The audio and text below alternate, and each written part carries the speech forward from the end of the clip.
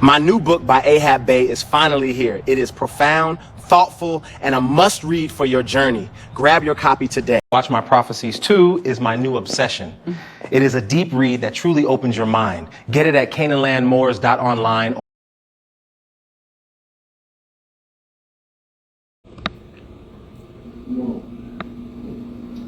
If your brother does something wrong to you, don't call him a nigger. You heard that, Minister Eric Bowman, didn't you? Don't call him a nigger if he does something wrong to you. Don't call your brother a nigger if he does something wrong to you. Call him a dirty Moor. Wow, that's not what they said. Oh, no, bro. It's highlighted right there. Oh, no. I'll let you do it, bro. And you thought Mr. Eric Muhammad was just making stuff up when he said dirty Moor. Quit playing. Oh, man. Don't stop. Brother Gerard, don't call him a nigga. Yes, sir. That's right. Call him a dirty Moor. We're gonna use that one. You a dirty Moor. We're gonna use that one. You a low down dirty Moor. This is crazy. This is what he gave me. See, I'm going. See, you now you can't defeat me unless you go into what the messenger says and use what the messenger says to show that we wrong. All right, no problem. Let's check their messenger, whoever.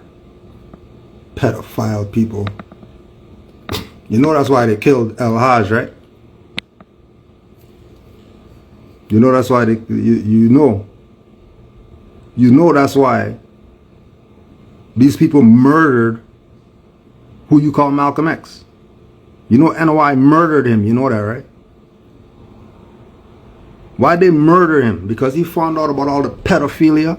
He found out about these people have been lying to everybody about them being a nation. These people have been lying about blue-eyed devils and all that stuff. Just go read the autobiography. He told you himself. I'm in Mecca with Europeans. Blue-eyed, blonde-haired Europeans. They're in Mecca too. And they're treating me like a brother more than these N-words trying to murder me in my house. Nazis, KKK and all of them in Nation of Islam meetings. And you people think that these people aren't the dirty Moors? These are them. The same quote that they're using from Noble Drew Ali in the oral statements. Don't call when your brother does something wrong, don't call him an N-word, call him a dirty Moor. Why? Why? Because even if they're dirty, they have a nationality. And don't let them fool you with the identity label BS. All of them are Moors. Whether they're dirty, whether they're Muslim, whether they're Christian, whether they're Islamic, whether they're whatever they want to claim. Whatever it is that they want to claim. I don't care what they're claiming. You better know that they're Moors. So, we're not dealing with the ones who do right and righteous and whatever. The ones that do wrong. Don't call them N-word. Call them a dirty Moor. So these dirty Moors called Nation of Islam, who murdered their own people, and prominent people who were part of their things left them. Because they've studied and found out about the BS that Elijah Muhammad, Fard, and all those founding people of NY were doing. All of them. Sold the people out so they can have 5 houses for them and their family, and that's it. And of course the elite people who are on the stage with them and all that. People played you since 1930 to now. They've been playing you. These are the dirty Moors. A branch of them. Because there's a bunch of branches of dirty Moors, including ones that call themselves Moorish Americans. So don't think, don't think we don't know what's up.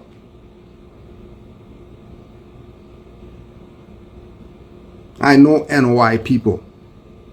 And when NY people see me, they don't tell me about Assalamu alaikum and all that stuff. All of a sudden, they know about Moors and Islam and honors to Noble Drew Ali and all that.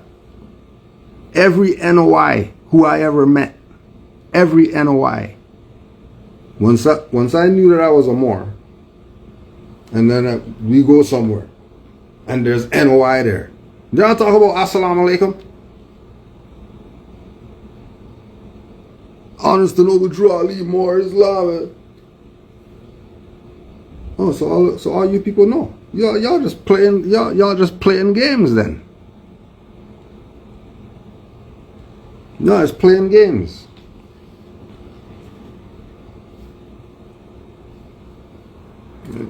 Playing games.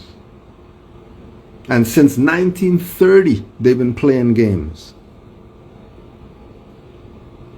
And again, there's NY who don't rep for Farrakhan. There's NY that say it's all about Elijah Muhammad. We're not even hearing what Farrakhan's saying. All of them are dirty Moors because their foundation is Elijah Muhammad and Fard Muhammad. And both of them had connections to UNIA and Moorish Science Temple of America pre-1930.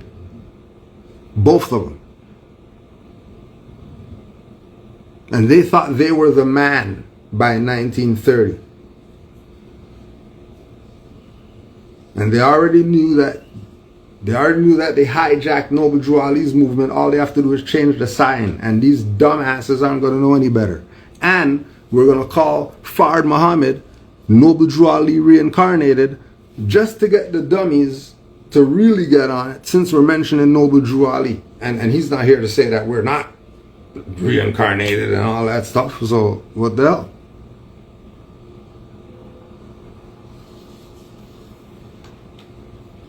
So like they were saying, we got to go to their stuff and show them in their stuff how they're a fraud. So we'll go to their stuff. Since they want to play, all of a sudden they have oral statements and Holy Quran and all of a sudden you got these books. So how come you were teaching people from this stuff from before? How come all of a sudden now you're teaching something? All of a sudden you've got oral statements? Where you get oral statements from? Which Moor do you know that you went and got oral statements?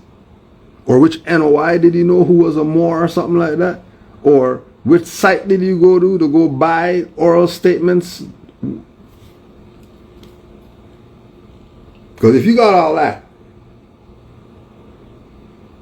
then you people really are dirty Moors if you have all that and you're still not down with this. If you have everything that Noble Drew Ali presented and you're still saying Black Asiatic and African and playing stupid identity games with our people, okay. Well, all right. We know what you're on. But we've been knowing what you're on because we're Moors. And we rep for Noble Drew Ali. He's the only one that's getting honors. Ain't nobody else getting any honors. They don't deserve it. They haven't done jack for our people since 1930. None of these people did anything. All they did is for their selfish self. And all you're seeing is people's conditions worse when it comes to our people. Our people are almost like the Dalits out here. Because they want to play caste system colonial games. That people are colors. All right, no problem. You play that game all you want. You're on the bottom. You're going to go with the black power and all that stuff. All right, no problem. Then you're on the bottom. And then you're going to blame them. What they do? How come you didn't claim the white status? White says that If you look up free white person in the law dictionary, it said it does not mean Caucasian race. So how are these dummies calling people white people that look modern European? White doesn't mean Caucasian race. Oh yeah, people are dumb. They don't read. But it's okay, no problem. They don't have to read. That's their right. They could be dumb all they want. You know, ain't nothing. It's cool. But when you get proven wrong, there's change is supposed to happen. It's supposed to be change that happens. You can't know the truth and then keep believing the lie. But when you know the truth, what's that? Isn't that regression? If you know the truth, then you're supposed to go on from the truth that you know forward. You can't go back to what you... But anyways, they're talking crazy about Noble Drew Ali and he says, she says, oral statements. We don't know if Noble Drew Ali said this and all that stuff. But let's go into their stuff and see what they have in here. Let's just see. Now remember, Noble Drew Ali is 1930. Nowhere to be seen. Disappear. All of a sudden, there's no Noble Drew Ali and it's stillness. And these people are raiding the treasury in the stillness. Raiding. Making up stuff. Taking down signs. Stuff. And then here you are. Thinking that certain people are the ones that you should be listening to because see, they have a, and they have a, and they did a, and they met with a, and they had. Well, how come the conditions are still the same or getting worse when it comes to our people? Are you effed in the head that you don't see it?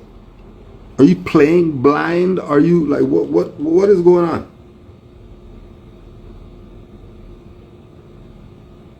These people told you 1930. Right? Matter of fact, let's just check. This is their stuff.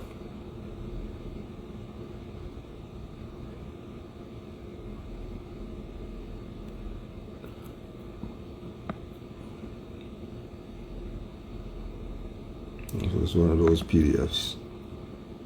But just put it in the chat if you have the copyright date for this message to the black man.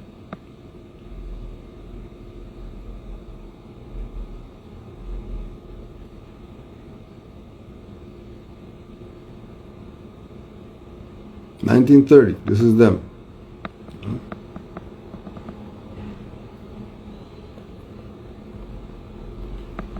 They're asking you, what is Islam?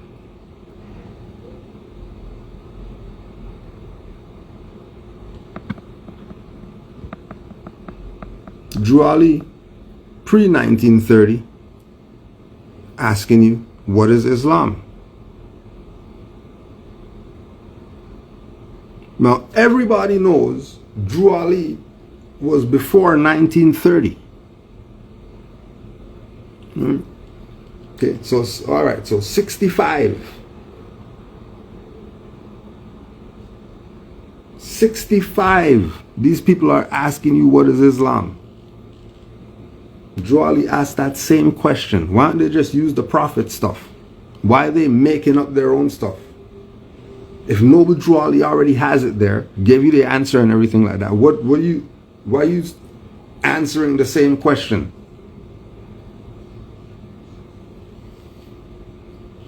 Let's see what they say. Let's see. While teaching and representing a religion called Islam to you, the first important thing is to answer the question, what is Islam? Who is the author? Who are its prophets and people? Such questions could be answered in a few words or one could make books out of the answers. Briefly, Islam means entire submission to the will of Allah, God. It is moreover a significant name. Its primary significance is the making of peace, and the idea of peace is the dominant idea in Islam. Message of the black man.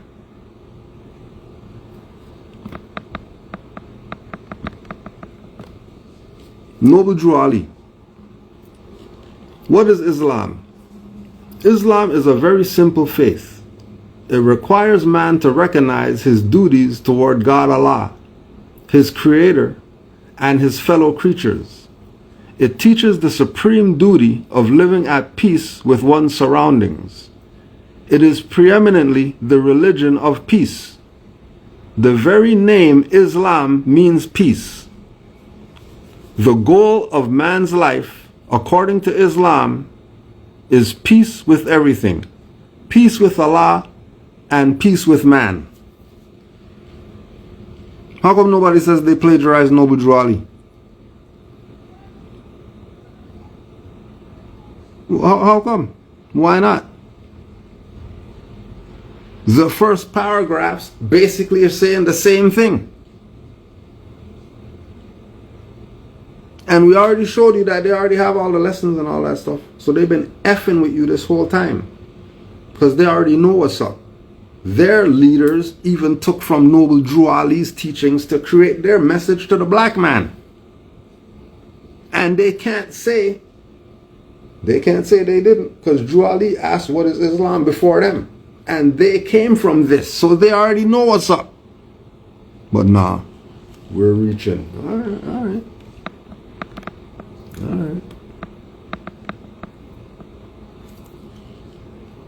2. Message to the black man. The author of Islam is Allah, God. We just cannot imagine God being the author of any other religion but one of peace. Since peace is the very nature of Allah, and peace he sees for his people, and peace is the nature of the righteous, most surely Islam is the religion of peace. It is the religion offered to the people to bring about peace of mind and contentment after the destroyers of peace with falsehoods have been destroyed. The entire creation of Allah God is of peace, not including the devils, who are not the creation of Allah, but a race created by an enemy, Yaqub, of Allah. Yaqub rebelled against Allah and the righteous people, and was cast out of the homes of the righteous into the worst part of our planet to live their way of life until the fixed day of their doom. These enemies of Allah are known at the present as the white race or European race, who are the sole people responsible for misleading 9/10 of the total population of the black nation. These enemies of Allah, God, are known at present as the white race or European race.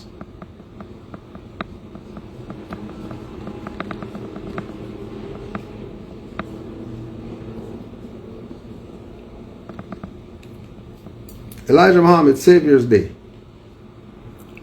1974. Chicago white people are to be thanked for making it possible for us to obtain the country club and to get us to such a position where we can prove ourselves worthy. You do not disrespect people that are trying to respect you. Honor and respect the white man while his flag still flies over America. The fault is not on the slave master anymore, since he said you can go free. And we see that he is not angry with us. We are hindering ourselves. It's time for us to stop calling white folks the devil, because there's some black devils too. Give justice to him when it is due. He cannot hold you a slave. You are holding yourself as slaves. Isn't that the same thing with people coming out talking about, well, before he died, he told us that he felt like he was taking his people into a burning building. Isn't it interesting, people on their deathbed, that's when they want to come and tell you about the BS?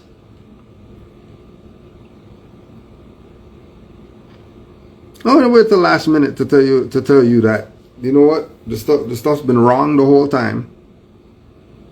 Man, just go check. Al-Hajj left, Khalid left, whatever other branches, all his children left. If your own children's not in the stuff, then it's probably some BS.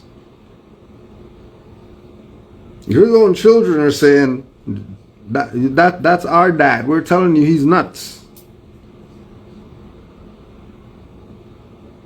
He's a dingbat. And then 1974, Savior's Day, their platform to show their whatever, coming out saying all this stuff was wrong the whole time. Respect the white man, because his flag's flying and all that.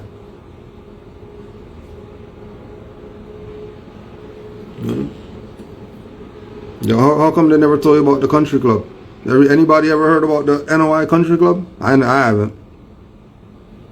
Anybody? Anybody out there? I never heard about this. I never heard about a country club.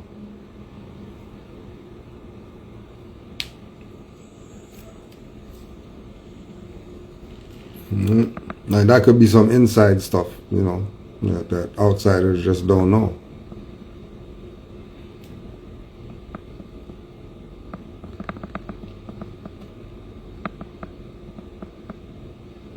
The prophets of Islam, once again, these enemies of Allah are known at the present as the white race or European race, who are the sole people responsible for misleading 9/10 of the total population of the black nation. And then they know that's a fraud. They know there's no black nation. It's like there's no Islamic nation. Religions aren't nations. Adjectives aren't nations. Continents aren't nations. That's not how it works. I don't know if you thought it worked like that. Maybe somebody told you wrong or something. Like these people been telling people messed up for all this whole time. Having you running up and down and backwards and don't even know what's going on. And then blaming some invisible stuff that did it to you. When it's your own. These dirty Moors. Well, don't worry, we'll go into their stuff as long as we could on this thing. The prophets of Islam include Noah, Abraham, Moses, Jesus, Job, David, Solomon, and Jonah.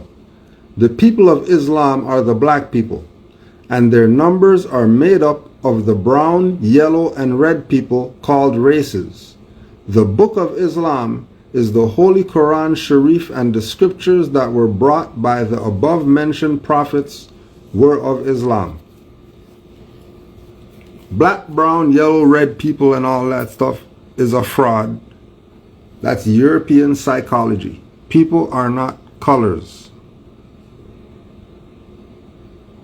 Are you a child? You wonder why they call people minority? And the big dummy is thinking about numbers, when it's really because you're a minor-minded individual. So because you're minor-minded, your brain isn't fully ready to accept certain realities. Yeah, Johan and all the rest of the crew who started playing race games, who are some modern Europeans that is the white race who's the devil, but then you're using the devil's stuff that it created to keep you divided as your starting point. You don't think you're going to lose?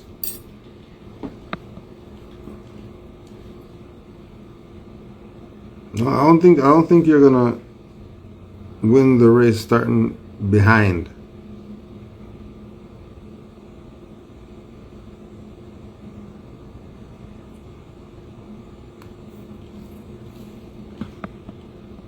The Bible does not mention Islam by name as the religion of the prophets, nor does it give us the name of any of the divine prophets' religions.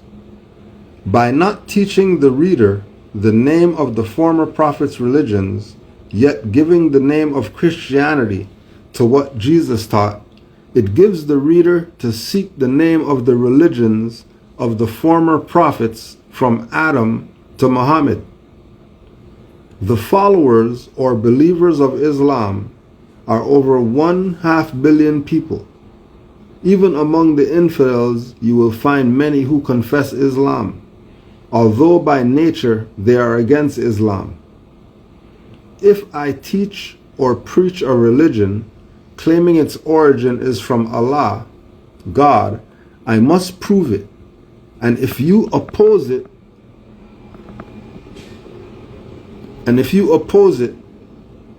with another religion which you claim has God as its author, then you must prove your claim.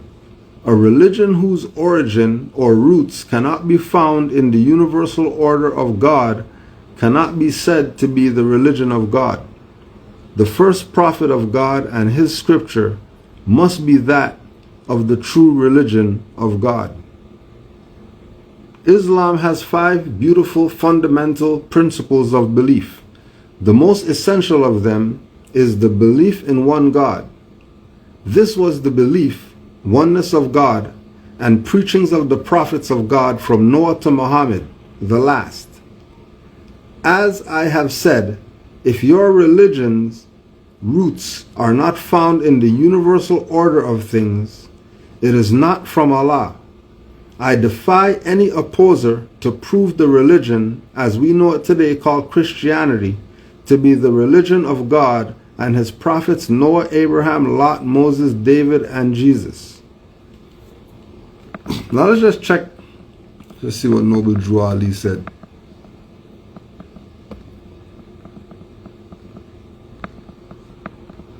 So second paragraph of what Noble Drew Ali brought, when they had to put Muhammad, prophet, the last, and then they had to put the last there, right? Because that's 65. So this means that they've pretty much abandoned Drew Ali. Drew Ali is not even honorable mention at this time.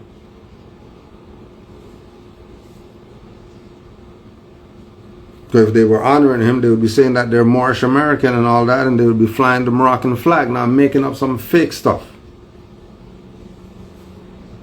We're talking about mosque number, whatever like that. They'd be talking about temple number, whatever.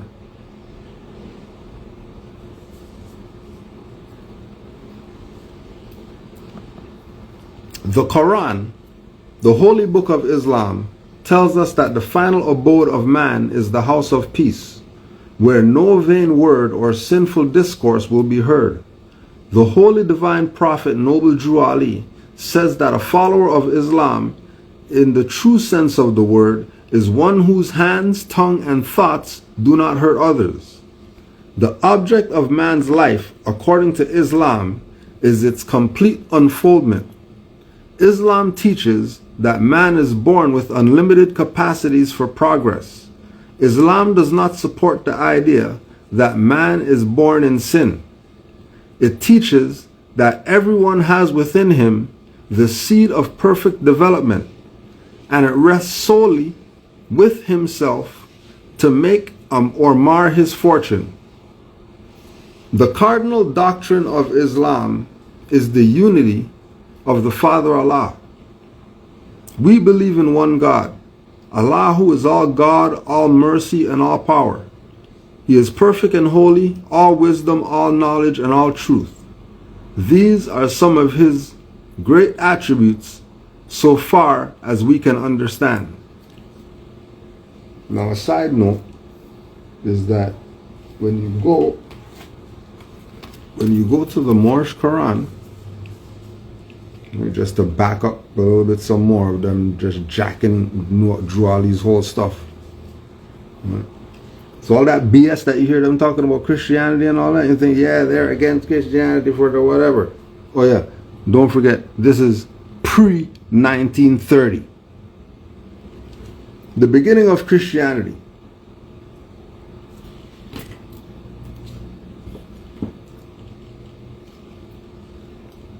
The foundation of Christianity began in Rome. The Roman nations founded the first church, of whom crucified Jesus of Nazareth for seeking to redeem his people from under the Roman yoke and law.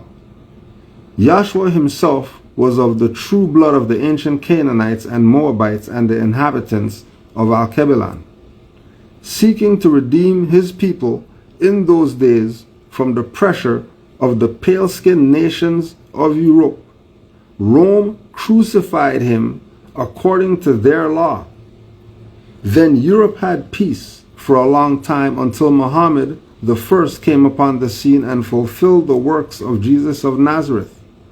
The holy teachings of Jesus was to the common people to redeem them from under the great pressure of the hands of the unjust, that the rulers and the rich would not oppress the poor.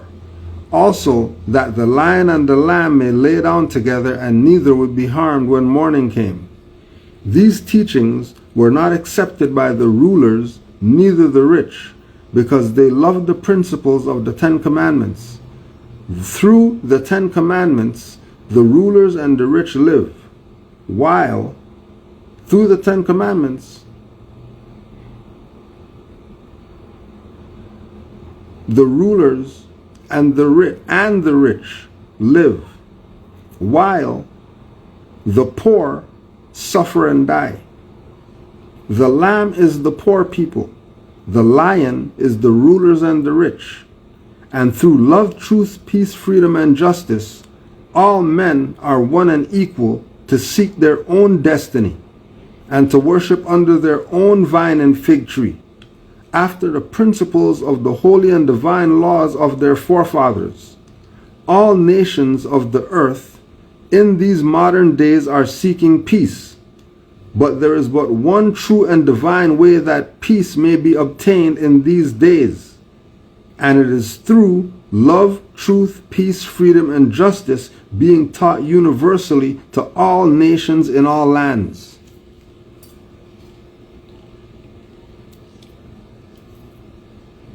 So if you get that call from Noble Drew Ali, why aren't you still pushing this call? Why is it all the way up to 65? These people are writing madness instead of telling you what Noble Drew Ali brought you, because that's how they were founded. Took everything from Noble Drew Ali. And as you can see, it works. But if they went around to call themselves Moorish Americans, then people's going to be asking them questions. Well, why are you saying you're Nation of Islam then? Why don't you say you're Moorish?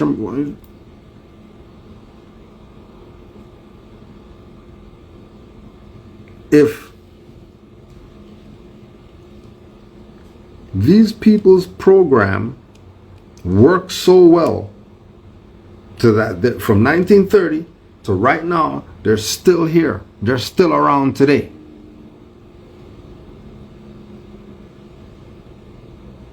And when you trace them back, you realize that the founders of these people were UNIA Moor Science Temple of America people. And then in 1930, there's no UNIA. There's no more Science Temple, because there's no Marcus Garvey and there's no Noble Drew Ali who are the prophet and forerunner that got sent from by Allah to save you dummies. And you didn't want that. So now this is what you have to deal with. Now you're stuck with these treasonous that you did nothing about since 1930. And now they're running rampant because all of them could go live now and all that stuff.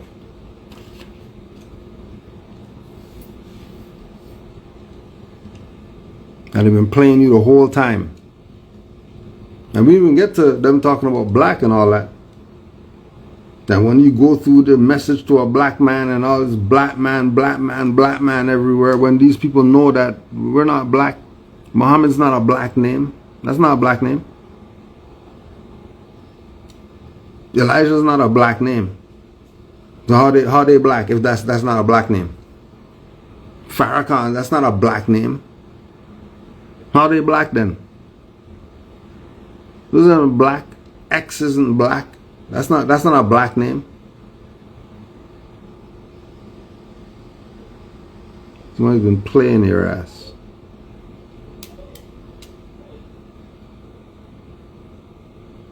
And they're gonna keep playing you. That's why we say make sure you go watch the movie Cell if you've never seen the movie Cell, so you don't end up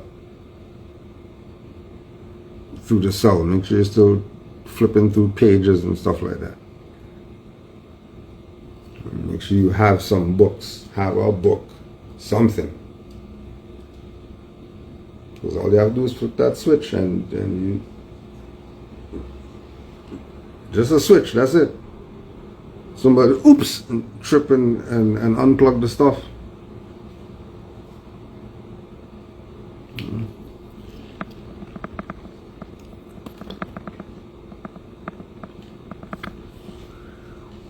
What? So back to these people and their plagiarism. What is Islam? It can be answered in one word: righteousness.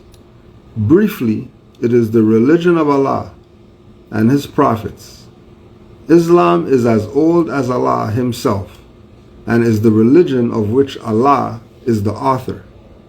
Islam is the religion of Adam, Noah, Moses, Jesus, and Muhammad, the last. Now, you see how they keep that thing of putting the last there? Just go back and check. Anytime they mention Muhammad, they're putting the last there. Why wouldn't they put Noble Drew Ali there? They're after Noble Drew Ali. They knew he was a prophet during that time.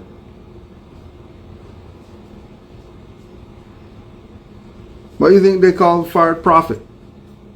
Because he was a prophet for real? When they said Prophet Fard Muhammad, how come he wasn't a prophet before 1930?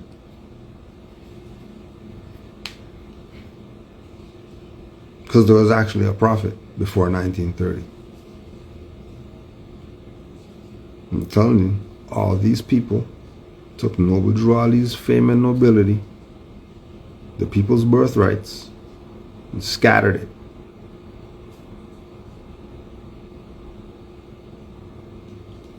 By claiming things that they're not. And never dealing with the foundation of who it is that they are. Always playing around like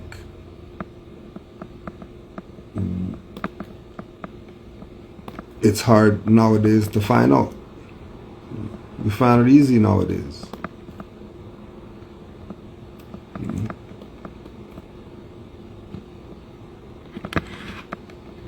All the Hebrew Israelite whoever's know that their foundation was Fez's up too.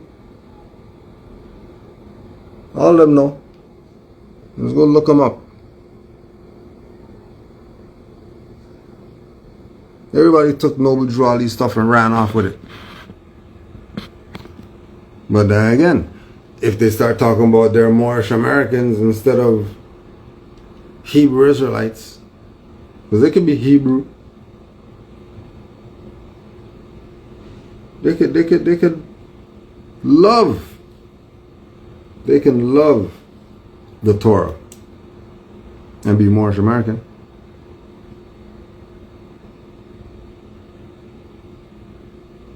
Honest to the Hebrew Moorish Americans who know what's up. And they're sick and tired of their people on their side playing games.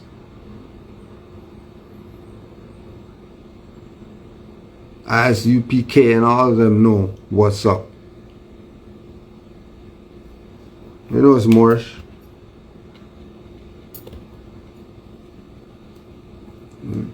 They know. Moorish Zionist temple influenced all the Hebrew Israelite whatever schools of thought. All those ones, all that whole line, that branch was Moors.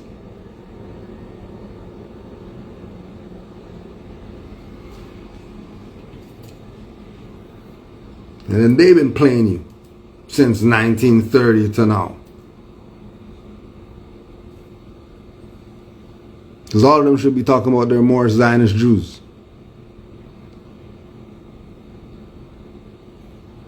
All of them. All them Hebrew schools of thought. But nah, they're not going there. They're not going there.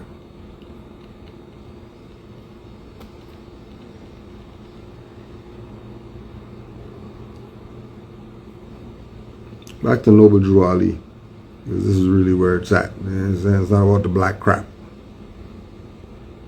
No, doing stuff for the black nation and all that. That's not. That's infantile. Should have been put that stuff down.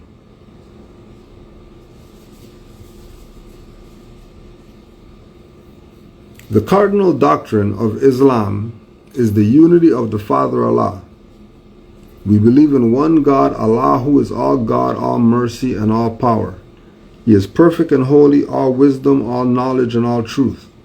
These are some of his great attributes, so far as we can understand. He is free from all defects, holy and transcendent.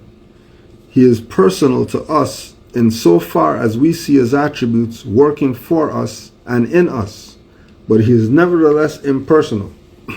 Because he is infinite, perfect, and holy, we do not believe that death, decay, or sleep overtake him. Neither do we believe that he is hopelessly inactive and inert force. Nothing happens without his knowledge and will. He neither begets nor is he begotten, because these are the traits of a frail and weak humanity. This unity of Allah is the first and foremost pillar of Islam, and every other belief hangs upon it.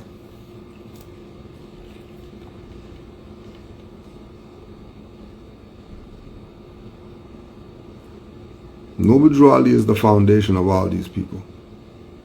All these schools of thought or whatever, all of them that you see parading around today as if they have the remedy, all of them took what Noble Drew Ali brought for the salvation of our people. And they have it in some backwards stuff, keeping us in this perpetual some kind of slavery. Research these people's history and see a slave, and a slave, and then this repeat history. Nothing before you were a slave? Nothing? Just you're a slave and some white man has to give you something?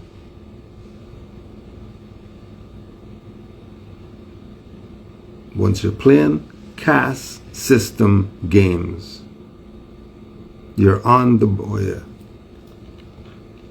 Because I know people like to see stuff to learn. You know, they want the point of a sword to learn. You don't want to see the guy before you get his head taken and learn then. No. You want your head to be on the block first before you learn.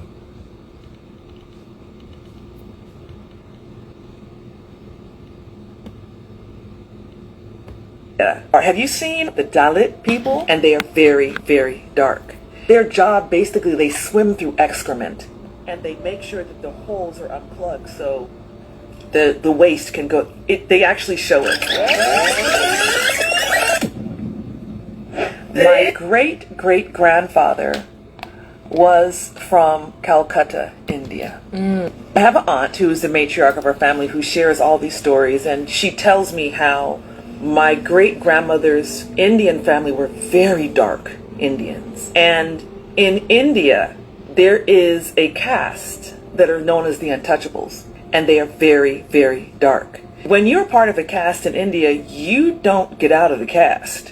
That's where you are. Have you seen Isabel Wilkerson? She wrote the book Caste, but there was a film that was put out, and she talked about the Dalit people, who their job basically, they swim through excrement, and they make sure that the holes are unplugged so the waste can go. They actually show it. So these people, they don't even question it. This is their life. The untouchables are such that they're not even worthy to be looked upon, right?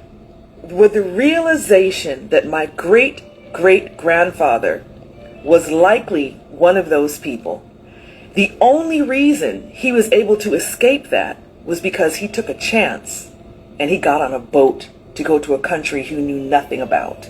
It turned out to be Guyana.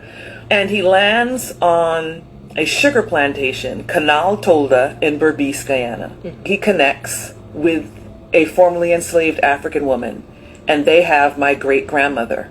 Great-grandmother had my grandfather, and they had my mother and then my brother. Untouchables cannot escape their caste. They can't. It's not even a conversation. This formerly enslaved woman meets this untouchable man on a plantation, and in 3 generations, this man who was not worthy to be looked upon has nephews that are physicians that own their own practices. They have my brother, who you mentioned, who is a 10-time Grammy Award-winning singer, who has stood before kings and queens and presidents. This man who was an untouchable. This is what has come from his life because he took a risk. And this is why I am so passionate about the pursuit of excellence. In India, or have you Notice you never said black? Notice? Made reference to them being very dark. But if they're very dark, then what? Then who's the people that people call them black? Because they look just like.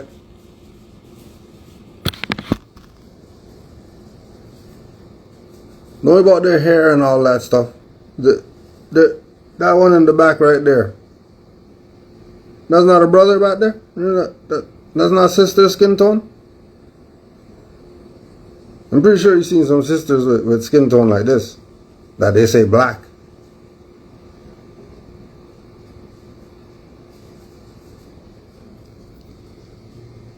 But they created a status for them, didn't they? Untouchables. How do they deal with our people who call themselves black? Do people want them around? Don't they just use them for dumb stuff? Putting out dumb songs and all that stuff to brainwash a whole nation of people? Have them doing dumb stuff.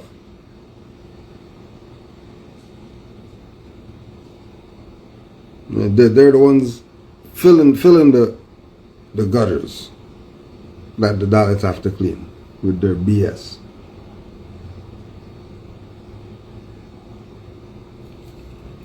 The black thing is the death thing. You go there, you're in trouble.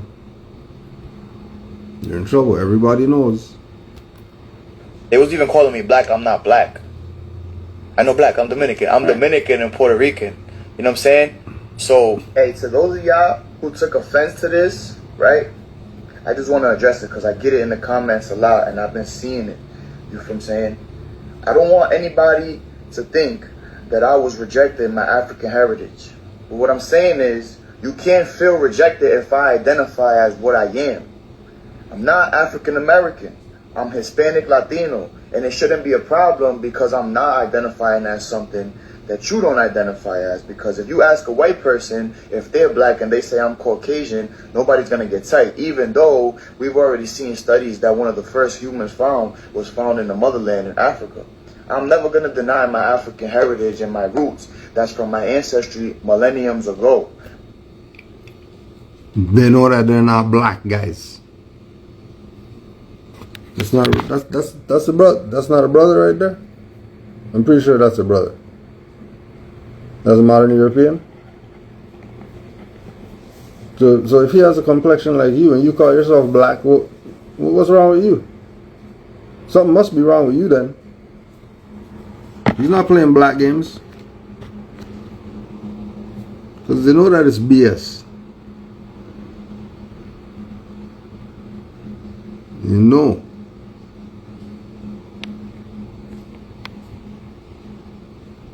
See?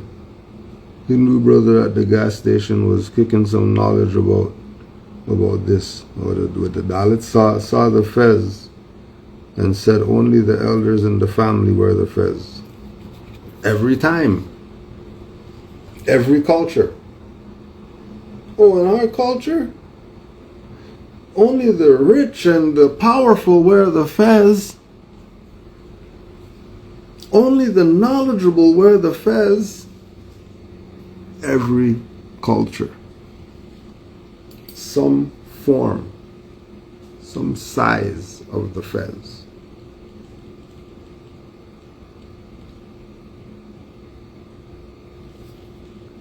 Dark. And they're down with their nationality. Why is it so hard for these unconscious Moors? Shouldn't be hard. Everybody's on it. Everybody knows what's up. It's only these people that don't know.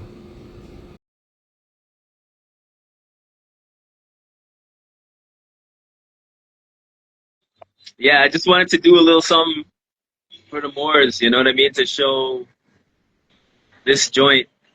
You know, Oh the yeah. PMD is kind of chilling today. We went out on an excursion. We went to a couple of Coptic churches Yeah.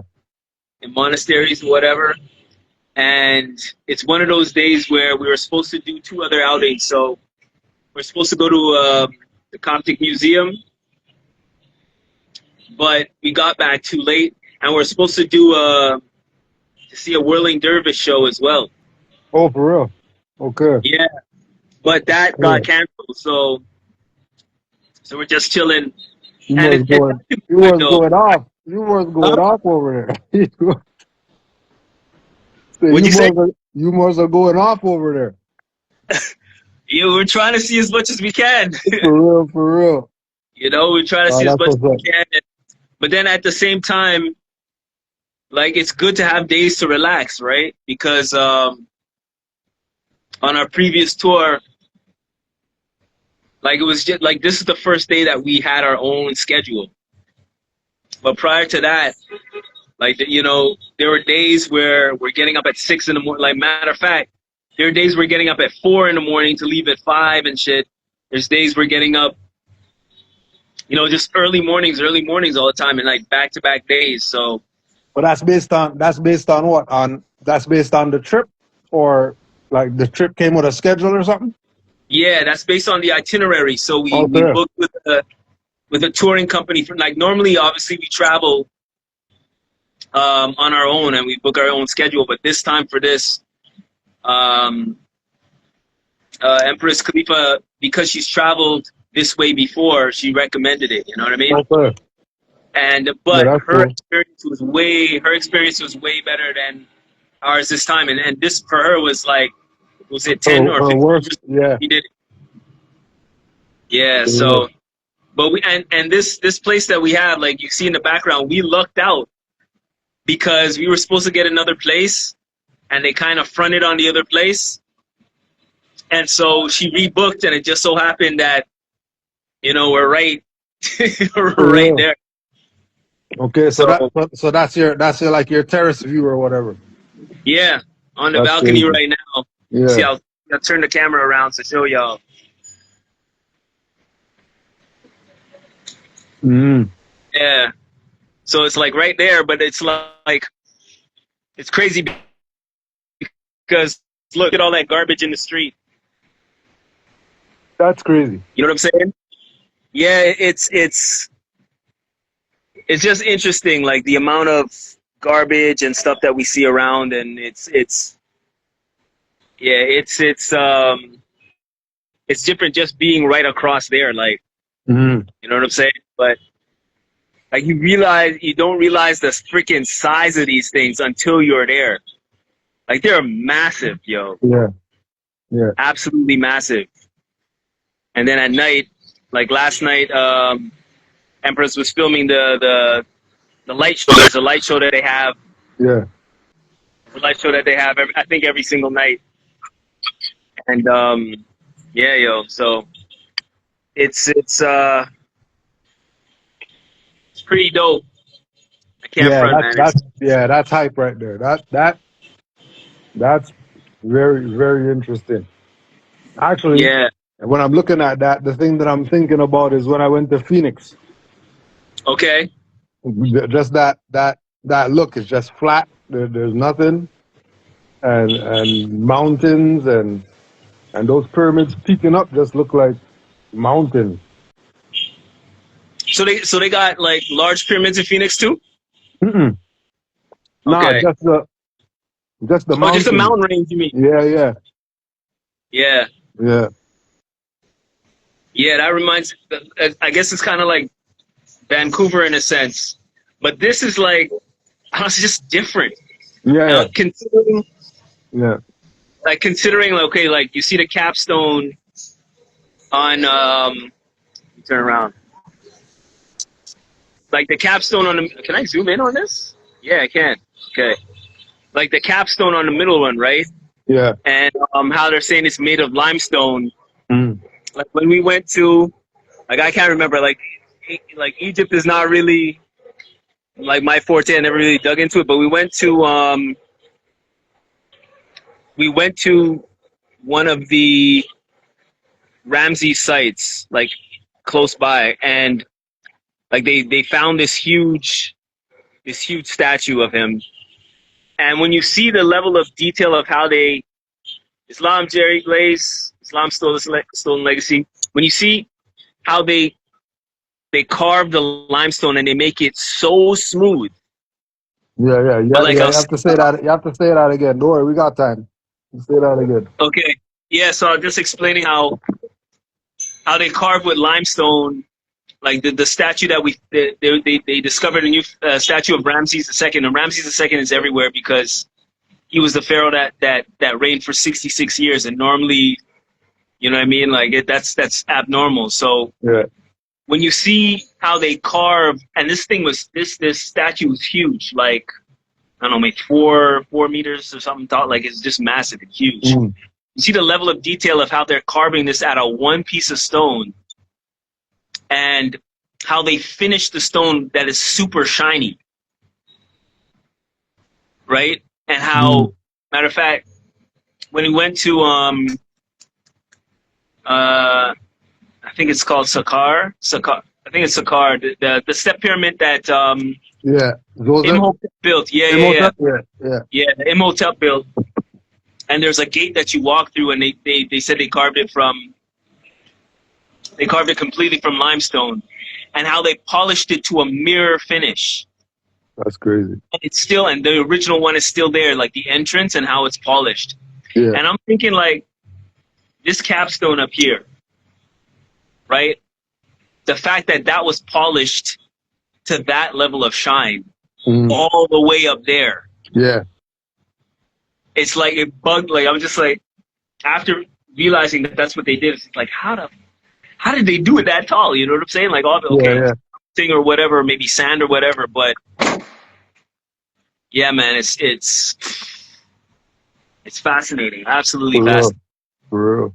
I mean, just from here, it's fascinating. So I could only imagine being at the foot of that freaking right and taking it in for real. Yeah. It's because it looks, you know, these are times that I wish I was Superman. I could just fly. You know what I'm saying? Yeah. But like even so, from the perspective of this camera, I don't know if y'all Moors out there can get the reality of how freaking huge it is. So like in relation in relation to the buildings around it is what I'm Oh using. yeah, well there you go. You know what I mean? So I'm looking at the buildings around. I'm like, okay, well, I'm on a 13th floor building, and that building right there, I don't know how high it is, but that stuff's not even like, nah, the one like further, Yeah, the one in front of the big pyramid right there. yeah. That building is looking minuscule, and that For building real. looks pretty big. Like we right now we're on the 7th floor, Mm. and you know what I'm saying? That thing is like just Yeah, massive, massive, massive, absolutely massive. for real. That's Yeah. live. So what did y'all do today? So today we went to the monasteries. We had a little tour guide, but our private tour guide, right? Mm. Um, Oh, yeah, we just the went. private one is that they go with you wherever you're going. Yeah, well, the private one is like we organized. So we contacted them and we told them where we wanted to go. Yeah, And but it's just like that's not part of the trip. That's separate. yeah, this is separate. Mm. So like normally when we're traveling everywhere else, we just decided, okay, we're traveling to this country. There's a bunch of churches that we want to see. Yeah. And then we organize that way, and then we, call Ubers or whatever when we drive to these destinations. Mm. So this time, and there's Uber out here as well, but this time we ordered a driver, and we said what we wanted to see. So she took us to Coptic ministry, like one of the Coptic churches that was discovered. I think if I remember correctly, she said it was from the. I think it was from 400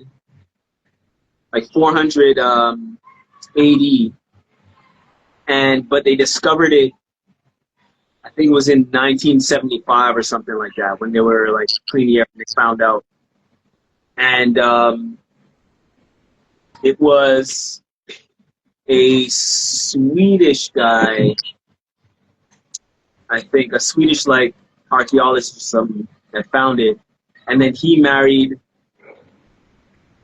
Man, my memory's been trash on this vacation. But then I think he married like an Egyptian or something like that, Yeah. who was part of the church. You know what I mean? And then he ended up doing some carvings and stuff on the outside into the stone in the surrounding area. We took pictures of that too. So it was interesting that this was supposed to be like a Coptic church in a sense, but you could tell that there was a lot of refinishing of the paintings, like because everything was just modern Europe, modern Europeanized, and clearly there was a renovation of the place. You know what I'm saying?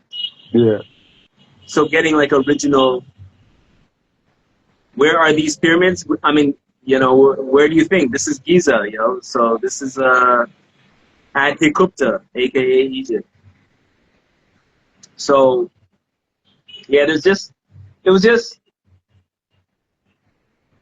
just interesting to see something like this and the way it was refurbished and how they carved stuff into the stone, and it just didn't seem. It's almost like how they redid Mount Rushmore, and how it just doesn't fit to the rest of the mountain. Yeah, yeah. It was like that. It was like that. So, but nonetheless, it was interesting. And then we went to a couple of places where they said that Miriam, Yeshua, and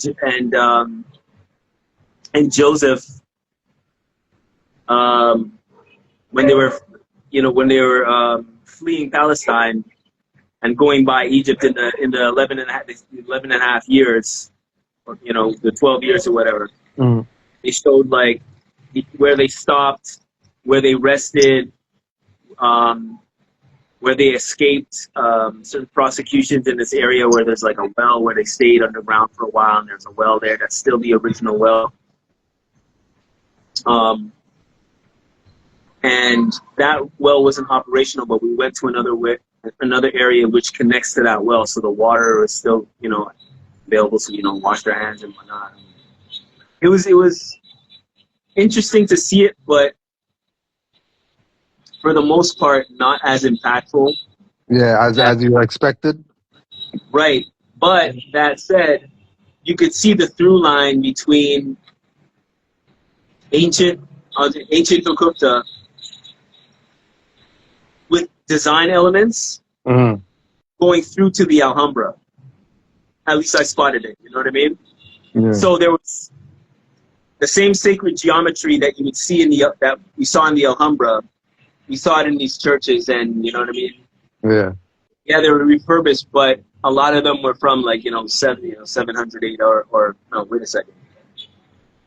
I would say from like, if I remember correctly, like something like 700 AD until, like 11, the 11th century or something like that. Pretty much the time where, we were doing our business. So. Did you see the question in the chat about the stars and the pyramids lining up? If you saw that. Oh no, I didn't see it. Do the stars actually line up? Well, that's a great question, because last night when we went live, like we were on the inside, and we never really checked that out, to tell you the truth. And in reality, because it's pretty much desert here, there's no clouds in the sky. So technically, tonight, as I'm out here, I would be able to see it. Yeah. But that so said, I'm not sure. I'd have to Google it before I check. I don't know what the constellation looks like. I never dug into that knowledge to see the constellation. Orion's belt. Right, Orion's belt. So, and I'm not sure if there's a specific time of year. Time, time of year for that to happen. So that's visible. That's visible most of the time once the stars. Like you could look up and see it. It's not hard. It's not hard to find. It's not hard to find. You're just looking for. You're looking for like It's almost like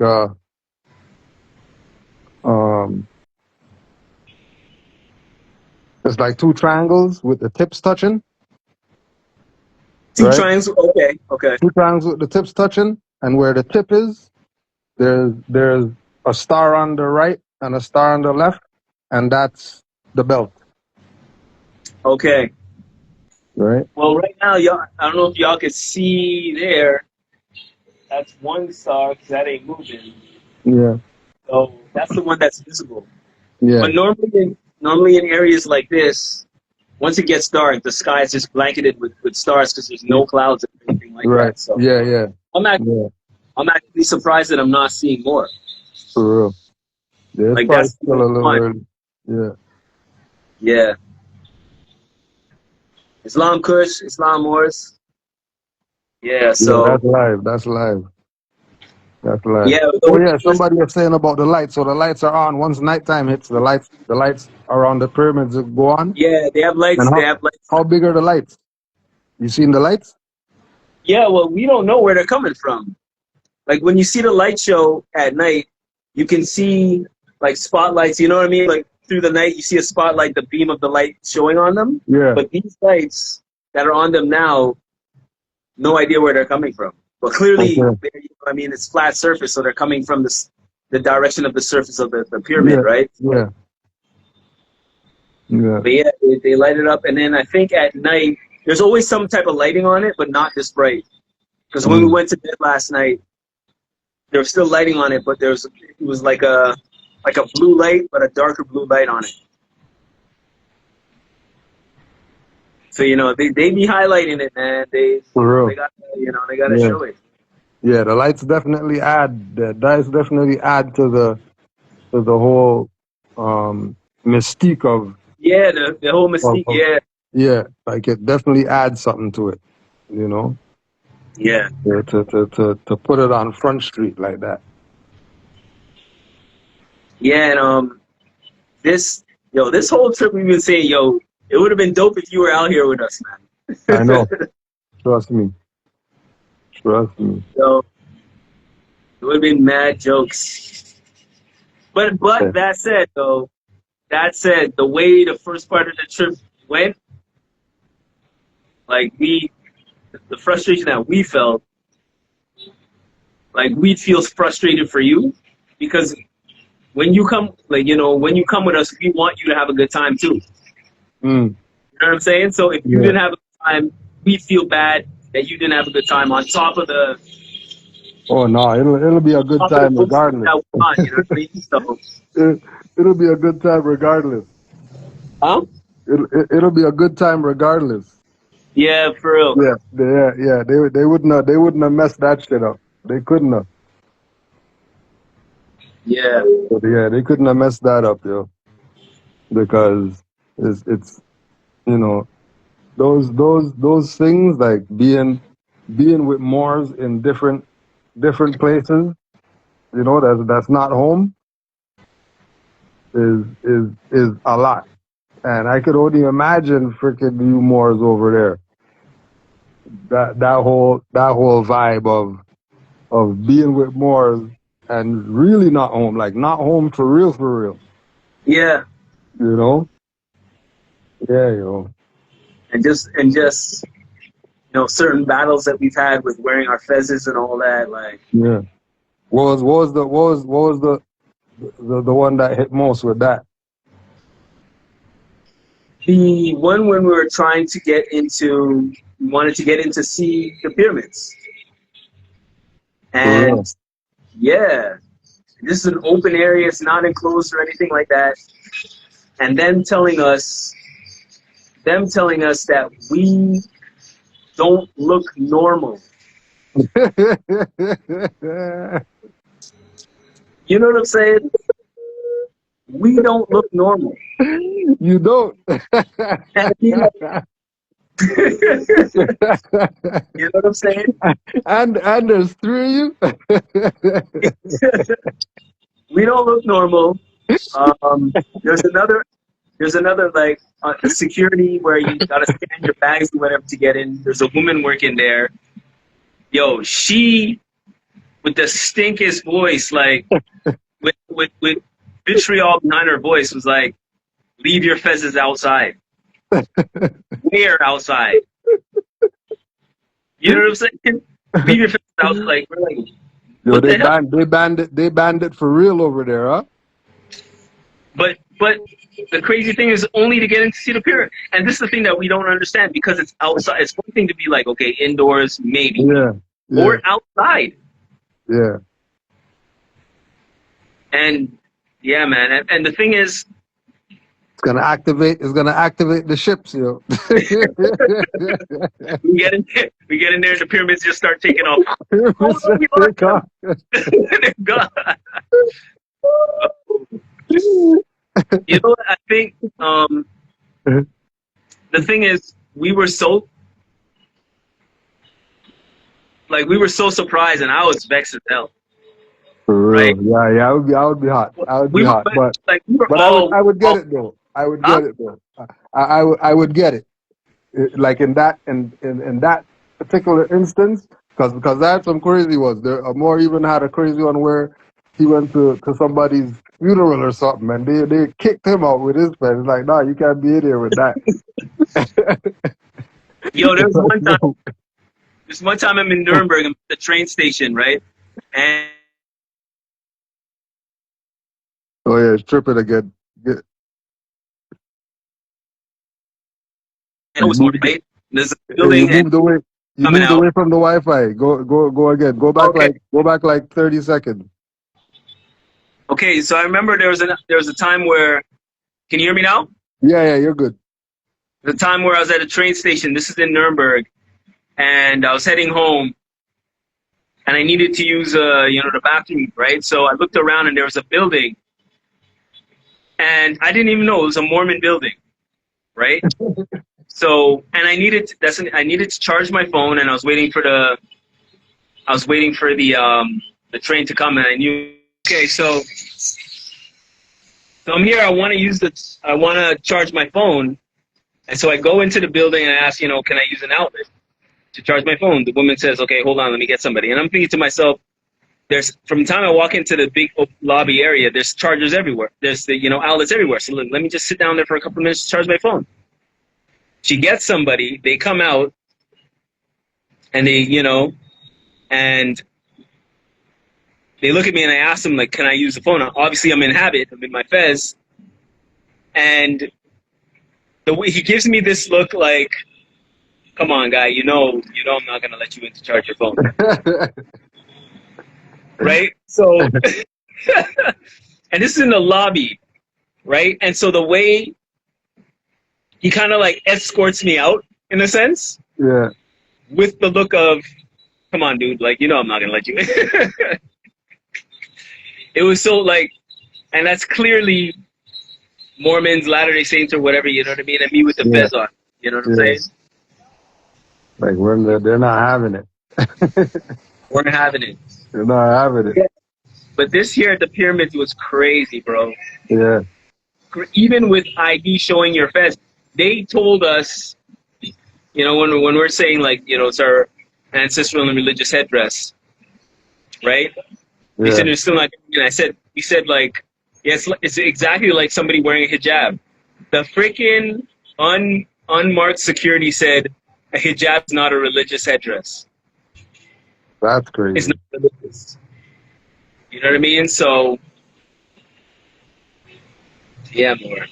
Okay, but if somebody has a hijab, they could wear it in there. Well, yeah, the woman at the security, at the security scanner, she was in a hijab. Okay, so how does she get to wear something and you can't?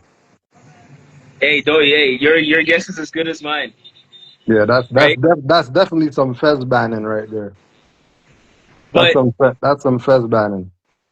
Yeah, but the thing is, if we had cooler heads and realized that we could have, slipped the guard somebody, yeah, he would have let us in. It's only, you know what I mean? That's how the play is out there? Hey, the play is like that, like crazy out here. Right? Time's hard, like, man. Time's hard. You know what I'm saying? It's crazy out here. And I mean, like, it's not like, it's nothing crazy like, you gotta tip them $10. It's like 100 Egyptian pounds. Yeah. Which is whatever, like $2 or something. Man said, give me $2. You could wear your fez in there.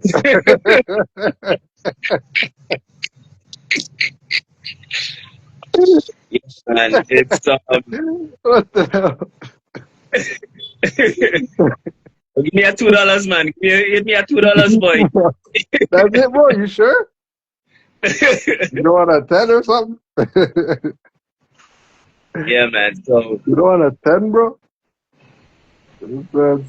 Different, man. That's crazy, yo. It's different. Yeah. But yeah, that was. But that's not everywhere though. No, that was there. But then, like, there's other stuff that, I'll tell you in private, obviously. Yeah. But that was the main one that we're just like, what the hell is going on here? For real. The Grand Egyptian Museum, we got in there like, no problem. But the open air. Yeah. Pyramids. The area we're saying that you can't get in with a fez. It's that, like, that's, when you're stupefied, like, are you serious? You just stuck.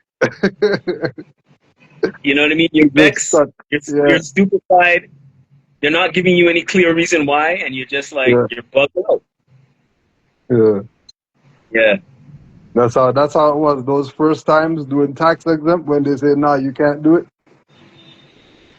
But you did it before somewhere else. Oh, yeah. They tried to block you. It's like, yo, what do you mean, yo? What do you mean you can't? You can't tell me I can't. I just went over there and did it. Yeah, I mean, You know, it's like you're going to an open air concert, Yeah. right? And you have your tickets, and like the person at the gate says, "Okay, you can't get in because." Well, let me not diminish the fez and say like a blue T-shirt, but you know what I'm saying? Like, you can't get in if you have a specific scarf or something that you're wearing. Not you can't get in that gap because that scarf, you don't look normal wearing that scarf. Yeah. Right? So, What time is it there right now? let me see. 9 or something? Yeah, it's quarter to 9 right now. Okay, 9:15. Yeah. So yeah, this 8 hours away. yeah, 7 hours. Yeah, 7 hours. 7 hours from the East Coast. It's an hour. It's an hour ahead of Germany. I think the light show is probably about to start at any minute now. And I'm looking, and I'm still only seeing that one star over there. That's still the only star that I see. Yeah. Yeah, that's live. What about the What about was there any? Because remember on the last trip there was like meeting people and building with them or whatever. Was there any builds with anybody? The main thing was the new tour guide that we got. Yeah. Like he was real about everything. Like he said, there's certain things that we don't know, and it's just speculation and whatnot. You know, but you know, he was real about saying that, you know, like we mentioned last night, the Nubians are the pure Egyptians. They kept their language that's written. That's not written. It's just spoken language. It's still the same from back then, and they only marry within their tribes. So they're the purest of the pure, right? They're the purest of the pure. So just hearing that was dope. Then the same Nubians that Dr. Ben said that's the Moors people and that's the Moors. Yeah. Okay. Yeah. Just checking. Yeah. and like in all the Nubian villages that we went to, everybody kept looking at me and like putting their hand on their face, saying like I have the shape of it, like my face is Nubian and all that. Like, okay. Yeah. So that was dope. And I mean, you know, you get the normal nice hat. You know, say it's nice, yes, I know, blah blah blah. Even out there too. Yeah. Yes, I know. There's some people that know. Yeah. You know what I'm saying? People that know and they try to front and they think it's a joke, right? Yeah. They don't think it's real until like, okay, the tour guide that we had today that we were driving with, the driver was really like, both of them are cool, and the driver was jokes, and so he wanted to take pictures with us, you know, because he said, "Oh, Tarbush and everything's great," and you know what I mean. He was saying like his forefathers were wearing it. Yeah. So he wanted to take a picture with us, and we took a picture with him. There's the light show starting. I think it's about to start. So we took a picture with him, and then he reached for Asani's Fest to put it like, let me put it on. You know, he reached to put it on, and we're like, yo, back up, bro. You know what I'm saying? And he's, oh, sorry. So a lot of people think it's like costume. Yeah, we're just waiting to travel to be, you know, to say that, oh, we got a fest, and like, no, it ain't like that, right? And I'm always like the first person to like pull out my ID. You know what I'm saying? Oh, to like, show, You know what I'm saying? Like at the place where they're saying, like, look at my ID, dude. Look at my passport. It's on my passport. So you can't just get a picture with your passport. But then, you know, Asani's telling me, like, why am I trying to reason with people that, like, there's no sense in it? If you're going to say that, you see the light shows going on, it's turning red now. You see them changing All colors, right. Yeah. right? So, Asanias is, which is right. She's 3 now, Mm-hmm. so it's changing blue now. So, Asanias saying like, showing them a card, and you know what I mean, doesn't really matter, because the fact that they're saying what they're saying, like, you can't bring logic to somebody who's illogical, Exactly. right? That's crazy. When you said light show, I'm looking at the sky and thinking about fireworks and shit. Nah, man, they're just changing the lights on the pyramids and all that. The last thing I had in my mind was the pyramids are going to be changing colors when you said light show. That's the last thing that was on my mind. Yeah, it's funny because I think it was last night or the night before when we saw it. I think it was last night because we were here for one night. So the last night when we saw it, I was thinking to myself, as a tourist spot, because tourism is the main industry here. Mm. I get why they do it, Mm-hmm. but it kind of cheapens it at the same time. Yeah. But I, it's like I don't really know how I feel about it. Yeah. I mean, I'm looking at it like from what you're saying that it's the gimmick. You know what I mean? Yeah. We have these things here, so let's just make them go topless so everybody can see. Right. You know what I mean? Right. But then there's the other side of it of, well, it is just there. I mean, what they should be doing is showing movies on that shit or something. Well, you know what? I was thinking about that too, and it got me thinking. Like, I wonder if That would be crazy. in Michael Jackson's heyday or something like that, did he shoot, like, you know what I'm saying? Like, project himself to be doing something on, like, I wouldn't be surprised if somebody with a ton of money like that would do that. Yeah. Or it could be because of the significance of it that they don't let people do shit with it. Right. Because don't they get people when they climb it and shit like that? Yeah, well, that's what, they, what I mean, obviously stop that. But honestly, this place is so money run. Mm-hmm. Like, there's certain things that, that I'll tell you about. I don't want to say it on there. Yeah. But it's just like, okay, really, that's it? Okay, well, as an example of, I'll give an example of what I experienced when I went to Cambodia and I went to Angkor Wat. Mm. And there was, I think we went to 4 temples, if I'm not mistaken. And the last one was supposed to be the most detailed temple. It's smaller, it's made with red brick, and you know what I mean? And they're trying to preserve it as much as possible, and there's security guards or whatever, and it's roped off in certain areas so you can't get close enough, right? Bro, more at let's say 5 o'clock, so I think it closes at 6 or something like that. Mm. Between 4 and 6, security guards are there. There's like, give me $1 and I'll let you go sit on the thing and take pictures. And so, when I went in with 2015 or whatever, 2013 when I went, I did it. And so I got pictures of, you know what I'm saying? I got pictures of me sitting on it. So, wow, that's, that's in a nutshell what it's like here. So far, anyways, right? Now, was there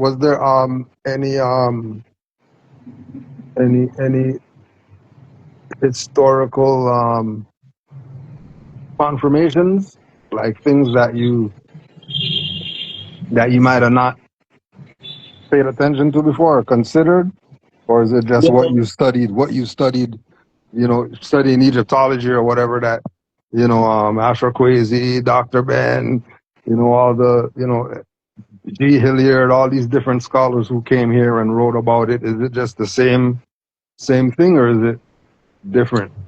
No, well, for one, I've been leaning a lot on Khalifa and Asanaya. Like Khalifa has, like, she's been studying this forever, right? She was Yeah. talking about when she was in grade school, she learned about stuff, you know what I mean? And she was really watching a lot of Ashwell Kwesi videos, and we went to certain sites because of what Ashwell Kwesi said.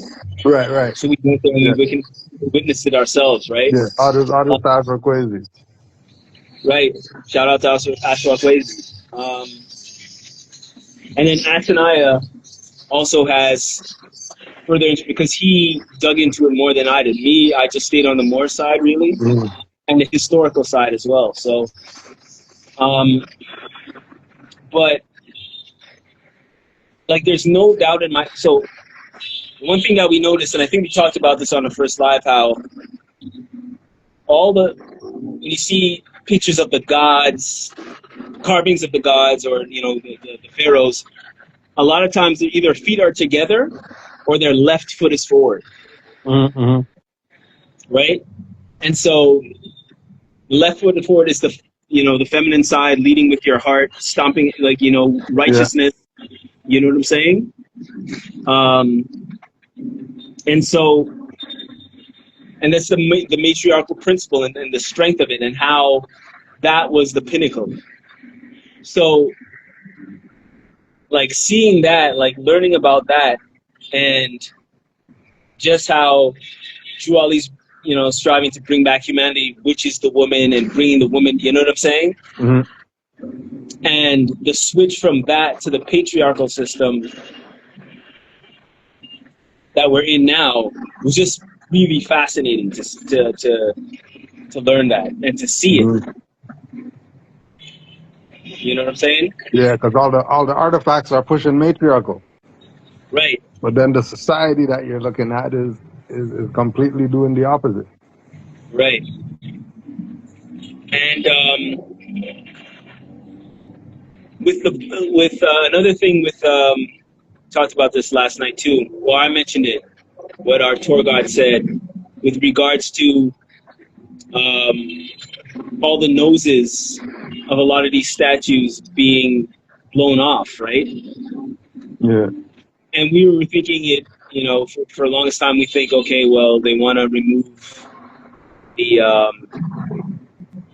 one of the features that shows the phenotype of the people in these positions. From that time, yeah. From that time. And what our guide was saying is that started when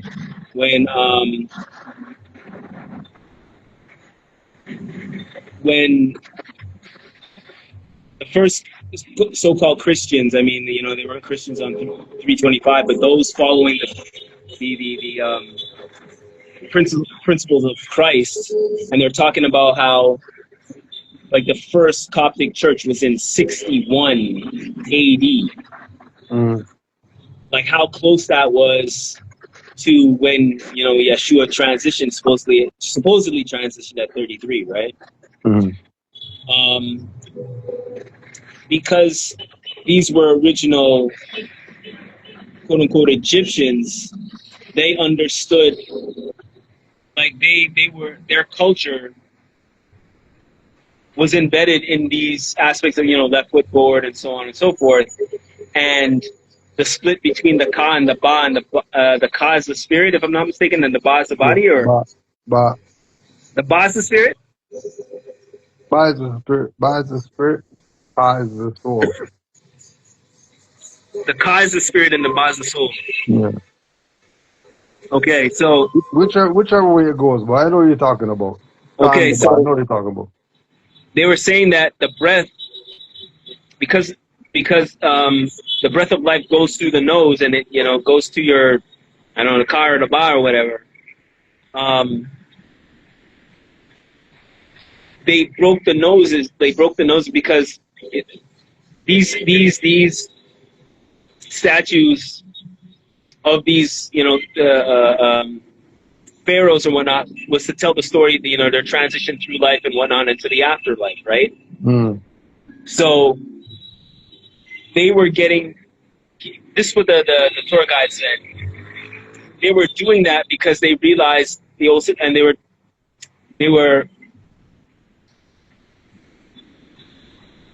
were against the old system because they were now Christian, if you want to say. So they were breaking off the noses because that was the gateway to like longer life, What?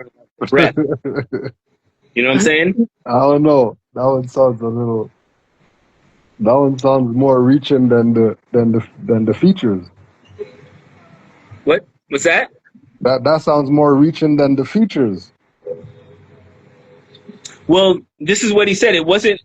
He was saying that it wasn't Yeah, a that's what racial I'm saying. thing. It wasn't. He was saying that it wasn't because of the. It wasn't because of the features. It's because of the nose being used for this practice. Right. The nose was the connection to the eternal life, because that's the breath of life, and the way that they viewed, life, and the Ankh. And so he said, like, that was one of the connections. Paraphrasing here, that was one of the connections to the after, the breath was the connection to the afterlife. So that's one of the things that they broke off, so that this is like the spirit of the Pharaoh, whatever, couldn't continue, type of thing, because this was because they were now practicing, or they were now following, the teachings of of Yeshua. Because the thing with the reason why I say that, because the thing with the features thing is that the people who are there today, they're not those people. Right. So by not using the features, now they can be around there as if that's their stuff. Right. And that's it. Like You know that. what I mean? Yeah. And that's the part where what he said, like, because he gave up. Like, what he's saying is deep, though. What he's saying is deep. What he's saying is not shallow conversation. Yeah. Like, what he's saying is Yeah. that's pretty crazy. That the mindset was destroy the nose, and then that would stop the energy. Right. Even though it's a statue, Right. that would stop the energy. So we'll just go to all the noses and just hit all the noses off. But it wasn't like 5 or something like that. Everything got the nose hit off from what is studied. Right. Yeah, that's a deep one, though. That one there needs some thought still, because that's pretty crazy. So yeah, And that was the so who was that? Because they weren't, that was like which that would the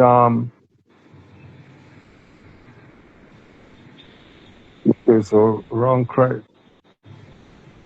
Because I'm thinking about the breaking off of the noses idea. That's from foreigners coming there. Right, and that's what he's saying. It's not the foreigners.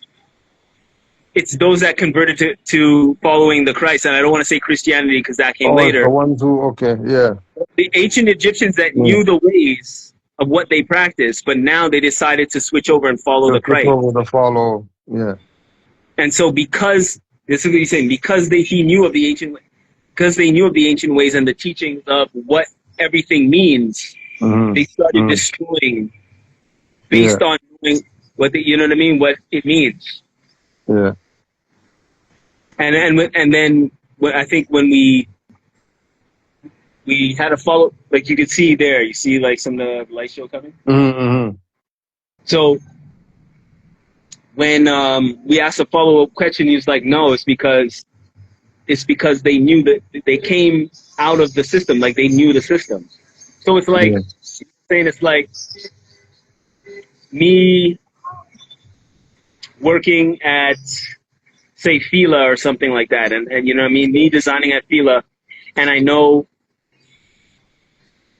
the operational system of how they get shoes, and then I destroy one of the machines, so Yeah. that they can't.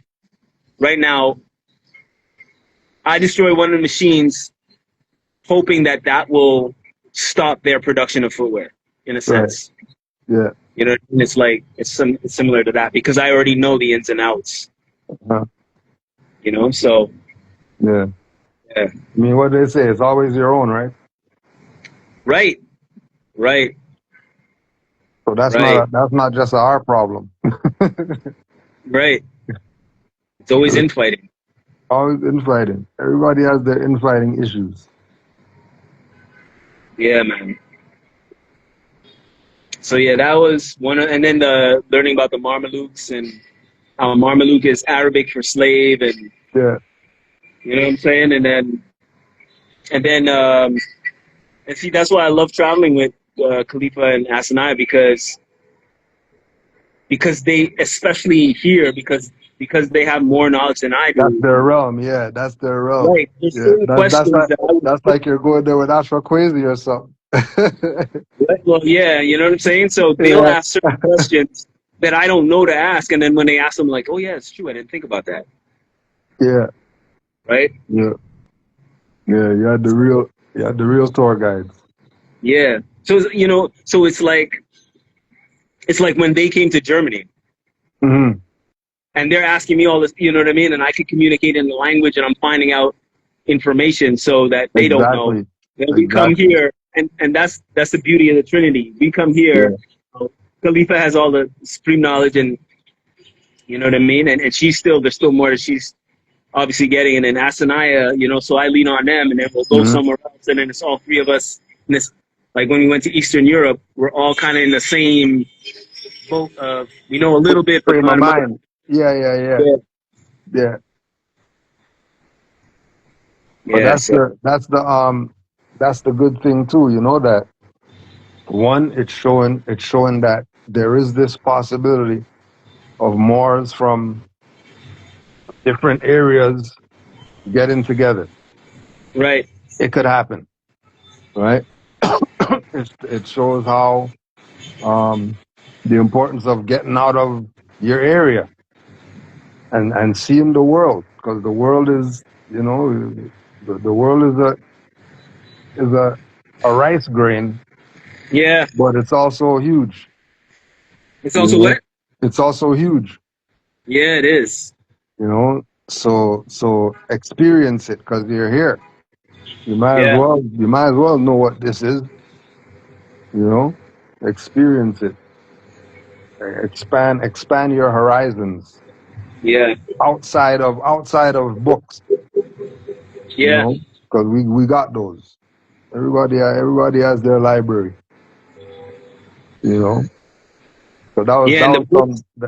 that's some good things with traveling too. Being able to go to other places and seeing what you know there. Yeah, You know. and the books that we're finding, like I got, you know, I got um, I got a weight limit, Yeah. and Always you know, like that. Khalifa buys extra bags and everything, right? But Yeah. man, the place that we went, so when we were walking along, like, okay, we checked out the monastery, and then we went to this other area where the well was. I was telling you about the well, Mm. and there was like a long walk path where there's shops on both sides, and we passed this book section. So the tour guide luckily the tour guide was she was patient. Mm. And so when we get to the book section, like, you know, these are boys, so we get to the book section and like, oh my gosh. We stayed in the book section, I would say, and this is on the way to see something, right? And Mm. it's a Mm. tight little corridor in a city, you know what I'm saying? It's Yeah. not like no wide street, it's like tight. Yeah. And all the books that they had, children's books and everything, and we're like, oh my, we stayed there for about an hour just Mm. taking pictures, asking questions about books, you know what I mean? Mm.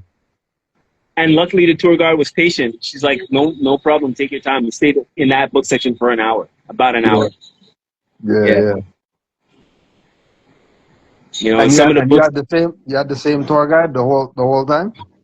No. So this was the one. This is the one where we booked the private tour All right. with the driver. With the driver. You know, that we Yeah. had to.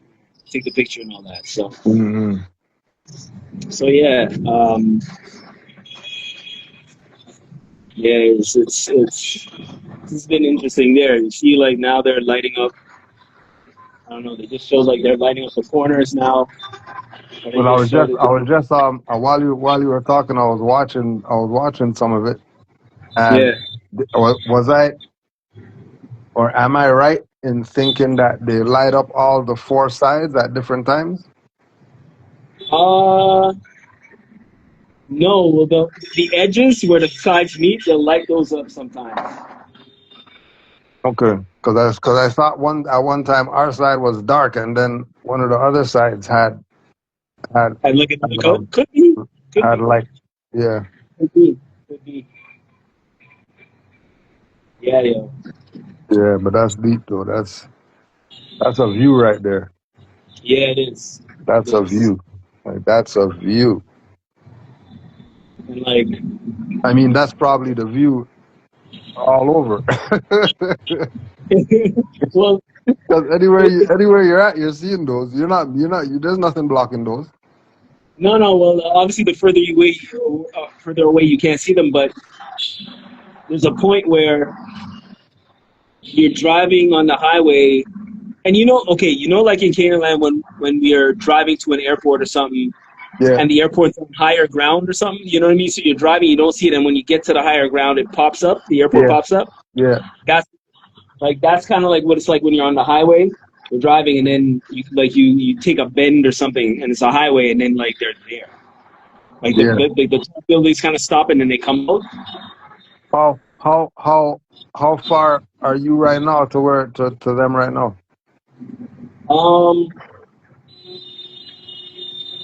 Well, Like in time, how long does it take to get over there? I would assume it would probably take, based on traffic and all that, I would probably say, because I think the entrance is because this is Khufu. The blue one here is Khufu. It's the biggest one. And so I think it would probably take about 20 minutes. Okay, that's nothing. Yeah, I think it would take about 20 to 30 minutes, and that's depending on traffic. Yeah. Right? And that's me also speculating because they're so big that they look closer than they are. It could look, you know what I mean? It could seem that they're closer than they are. So that's me just speculating. But I think about 30 minutes or so, 20 to 30 minutes drive. Yeah. Because if it's 30 minutes, those things are huge. Yeah. Like those things are huge. Like you can see those from far. Yeah. Like when I was flying in, we happened to fly and I saw them outside, and I was just popping pictures like crazy. I'm like, holy shit, they're huge. Yeah. Supreme Love, Jerry Bundem Lay. Yeah. See, now the edges, Khufu's in blue, but then the second one is in like a orange, but then the edges are in white. I don't know if y'all picking that up. Yeah. And then this goes all night? No. This goes up and I think it's until like 10 o'clock and then it's done. Yeah. And then when it's done, then it's just blackness out there. You don't see anything. Or do they still show up? There's a low light on it, so you can still see it. But all right. Yeah, it's a very low light on it, so you still know that they're there. Yeah. But it's not bright as you were seeing in the beginning, you know? Yeah. Yeah. Yeah, Huh? I'm on both sides with the light thing, because the light thing is making it sort of stand out and make you just consider how small you are. Could you imagine? Because right now, obviously, the area is closed, right? Yeah. But could you imagine being in there and then seeing these things light up? Yeah. Wow. Yeah, man. I wish I was Superman right now. I'd fly over there. Like, you know what I mean? Yeah. What about the is there, or did you have any conversations about how they were built Well, yeah. from anybody, There's from people, whoever there? only the tour guides. We never really talked to anybody on the street. Quote unquote, on the street to how they think it was. Um, but I think our tour guide, the newer one that was really good, that was being honest. Yeah. He's the only one that said there's a lot of speculation. Our first tour guide was saying like this is what it is and this is what it is, and basically what they're saying is in tombs there's always glyphs. So it's to show the soul the different stages to get to the afterlife. So the glyphs are inside the tombs, for the soul to follow the 12 stages. So they're saying that in the pyramids, there's no scripts in the where the so-called tombs are. There's no scripts. There's no glyphs. So they can't be tombs. Because the glyphs go back, obviously, to, these are obviously more modern. This is in I can't remember which dynasty did these. Well, you know better than me. But when we went to Imhotep's temple, Imhotep's pyramid that he built, there's glyphs on the inside of those, and that's the first one. And that was a step pyramid too. Yeah. Right? In all the successive tombs, there's always glyphs to help to show what the soul what they're supposed to do when they exit the body. Yeah. So once there's no identifiers, then this has to be something else. Yeah. But where are they going with it? What's the speculation? Like what are they speculating?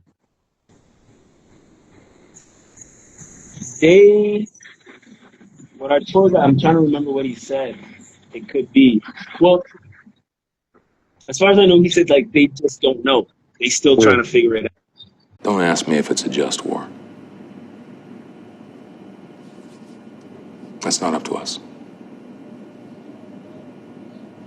To us, it's just war. Military mind in the military time.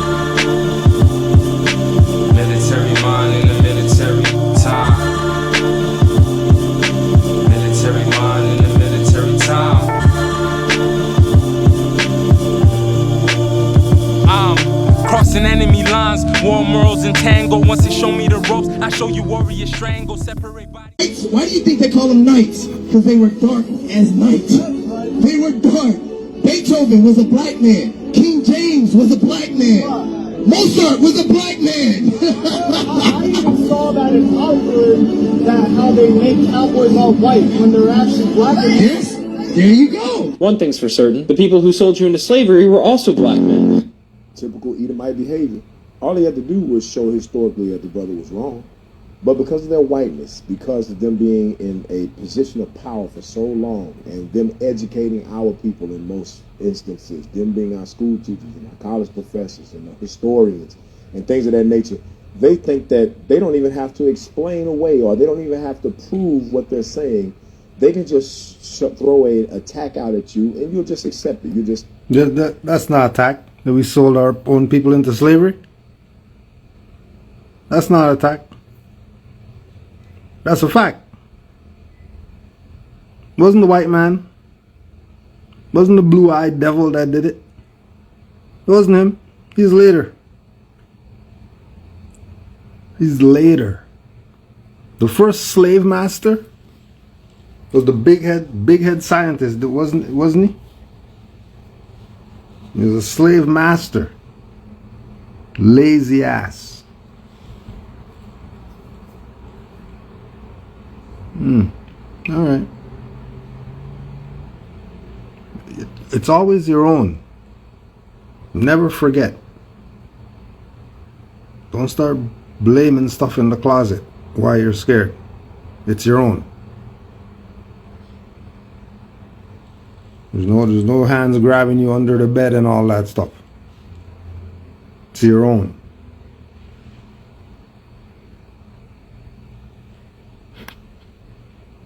Don't get played. Is it true La Virgen de Guadalupe is Mexico's Black Madonna? Yes, La Virgen de Guadalupe combines Tonancin from Nahuatl tradition, European Black Madonna imagery linked to Isis, and Yemaya, who is Yoruba and was brought through West African enslavement. So how did Black Madonna get to Mexico? This is the original Virgen de Guadalupe, and she comes from Extremadura, Spain. In Extremadura, a black virgin known as the Virgen de Guadalupe was venerated centuries before the Spanish reached the Americas. This is La Virgen de Guadalupe, the Catholic Church brought to Mexico as part of Spanish rule. Once Spain took control, Catholic images were the only ones allowed to be honored in public. Between 200,000 to almost 1 million West African and Central African people were brought to what is now Mexico between the 16th century and the 18th century. Many came from regions where Yoruba traditions were practiced, including devotions to Yemaya, a mother goddess. West and Central African religious practices were banned in public. According to the book by Dr. Marco Polo Hernandez Cuevas, when Yoruba descended communities encountered the Black Virgin Guadalupe, they used her image to continue honoring Yemaya within the limits of Catholic rule, as Guadalupe was a Black Madonna figure and Yemaya was a Black mother figure. The same. Now, if La Virgen de la Morena Guadalupe, La Virgen de Morena Guadalupe. So, it says Morena there. Where are you getting this black translation from? Because I thought that's Negro. Negro would be black, right? Why do you keep talking about Black Madonnas when everybody knows it's de Morena?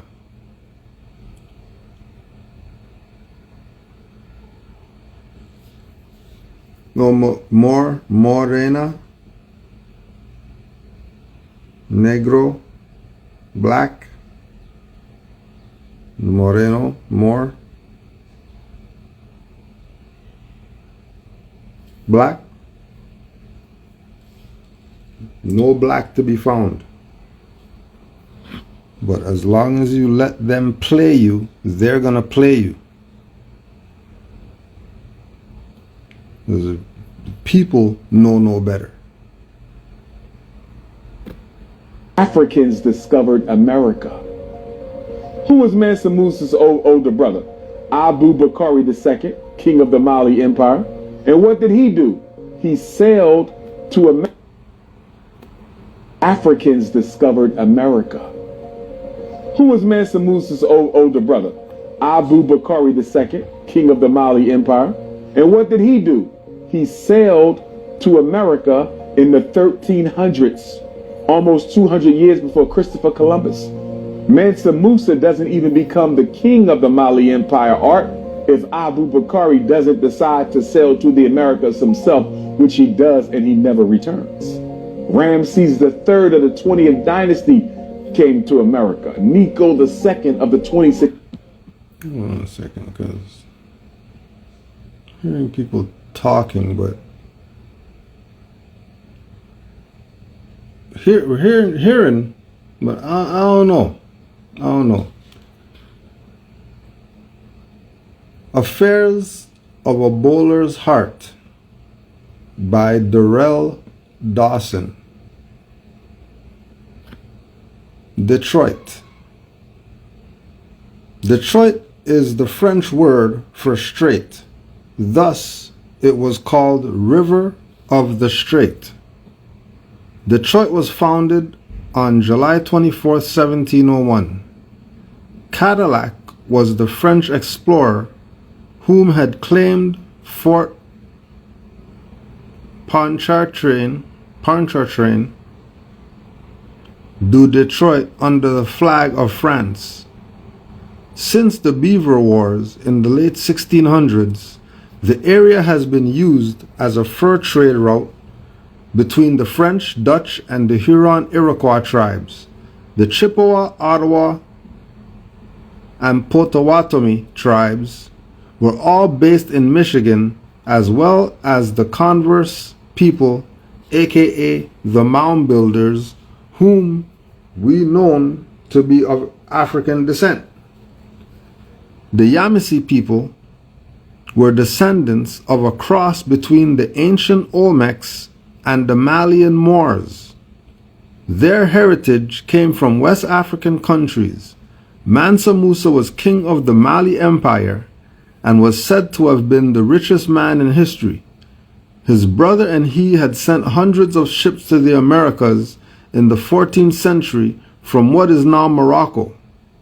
The Washita tribes, Malian Moors, and the Mound Builders, ancient Olmecs, were part of the Yamasee Nation and had built around the Great Lakes, the Ohio Valley, and the Mississippi River.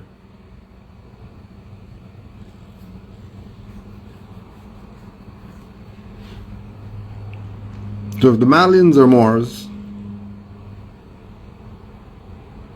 and if the Malians are Moors, then you can go check. You know what? We'll do you one and we'll check for you. We'll check. Mali, A Prospect of Peace by Charlie Pye Smith and Rial Drisdale. Rial Drisdale.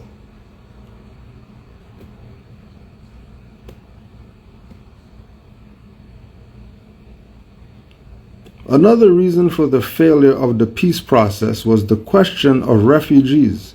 Between 100,000 and 250,000 of them living in camps in Algeria, Mauritania, and Burkina Faso. In addition, tens of thousands of Tuaregs and Malian Moors were displaced internally within Mali, in flight from attacks by their former neighbors, the Songhai and the Peuh, P-E-U-L-H. Their homes had been pillaged, their belongings lost, their family members killed, and their herds stolen. For any kind of long-term peace to be established, these populations had to return home. But the widespread instability in the north did not encourage them to risk returning. Now, what did Raleigh tell these people in the 20s? Only through love, truth, peace, freedom, and justice. That's it. Those 5 simple principles. Just live by that, and life will be great for everybody. No, they don't want that. Now remember, we're talking about the fact that everybody knows these Malians are Moors, while black scholar whoever keep going to be playing games with you and not bring up that they're Moors. So then, what the hell are you bringing them up for?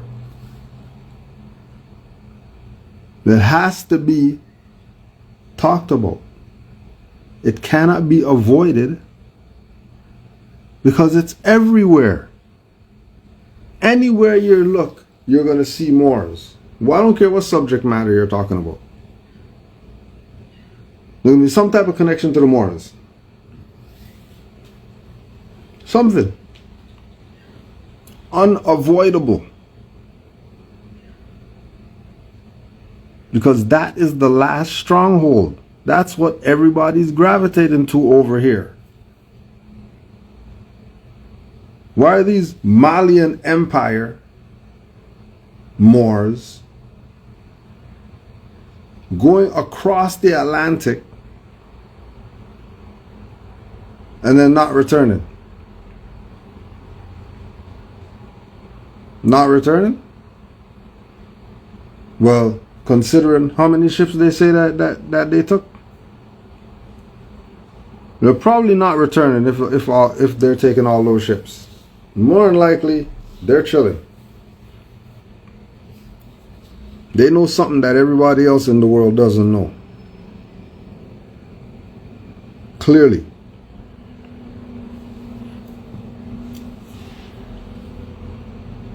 It's an absolute fact.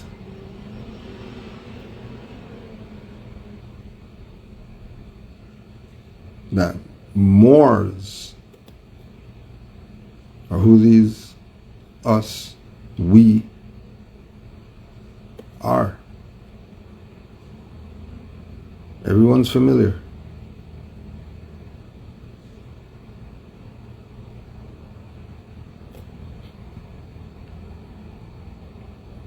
History of Africa and Her People by Ruthie Johnson. An abridged history. An abridged history. Africa and Her People by Ruthie Johnson.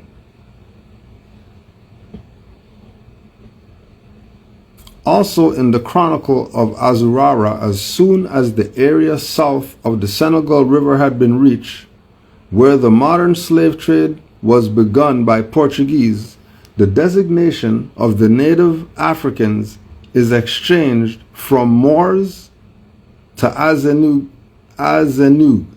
or Negro, which later transported it to English as Negroes.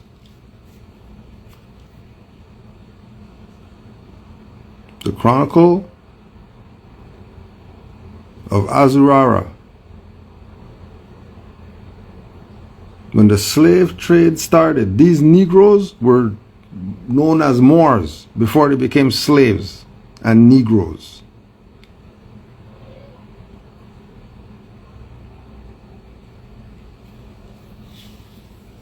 The designation of the native Africans, which are really Alkebalanians, Nubians. You know, Africans, Africa is America. They've been lying to you the whole time. Africa is America. Over there is Alkebalan. So the native Alkebalan people, their designation is exchanged from Moors to Negroes.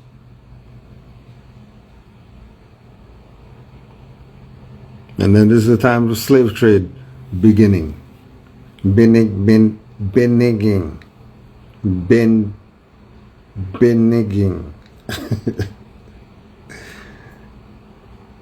Right? This is supposed to be the start of it. Alright, so let's go with the slave trade stuff. So they took millions of you on the ships and then they brought you over here, and then the Negro slaves are da. Well, so that means before you came here, you had a name, didn't you? Before they brought you over here as their slave and their ward, oh, that means you had a name. So if your name is Moor, and that's before slavery, and then after slavery your name's Negro, now what would be the way that we get out of slavery? Let's just see. Let's just check the chat. If before you were a slave you were called a Moor, and then after you got into slavery, they're calling you Negro. Clearly this is not a good situation, so you want to get out of it. How, using your reasoning mind, will you get out of slavery?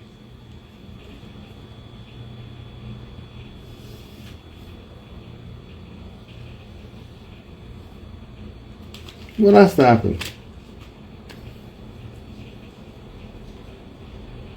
Because I don't think it's that hard. So it has to be some type of sorcery, because this stuff can't be this hard.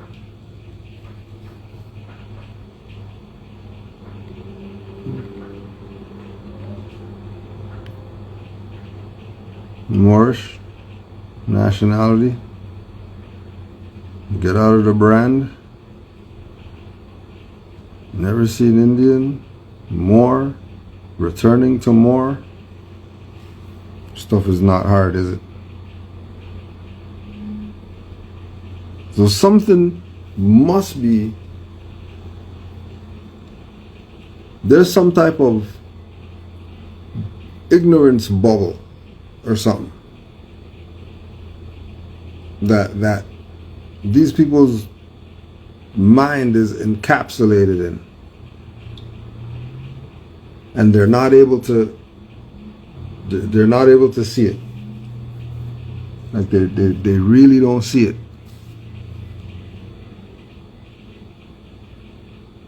It's amazing how they're not able to see it.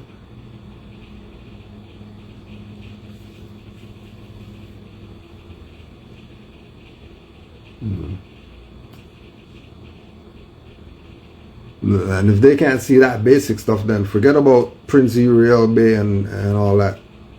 What are you giving them that for? They don't even know this basic stuff.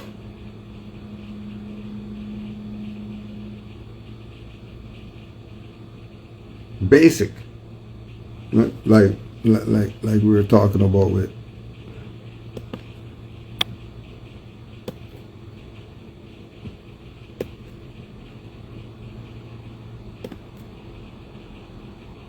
no, the MUURS are bragging and boasting about being the original copper-colored people.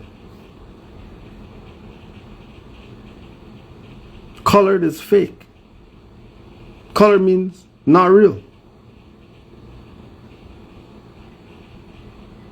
So how you saying you're colored? And there's a prophet, since you're so American, Moors, MUURS, there's a prophet that came to you that told you that you're not colored.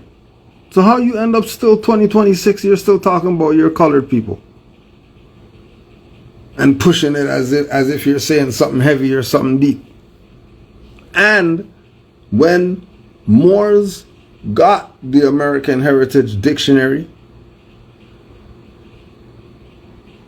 this is years ago, I didn't hear any Indians talking about their Americans. Zero. None of them were talking about their Americans. Zero. The only ones, the only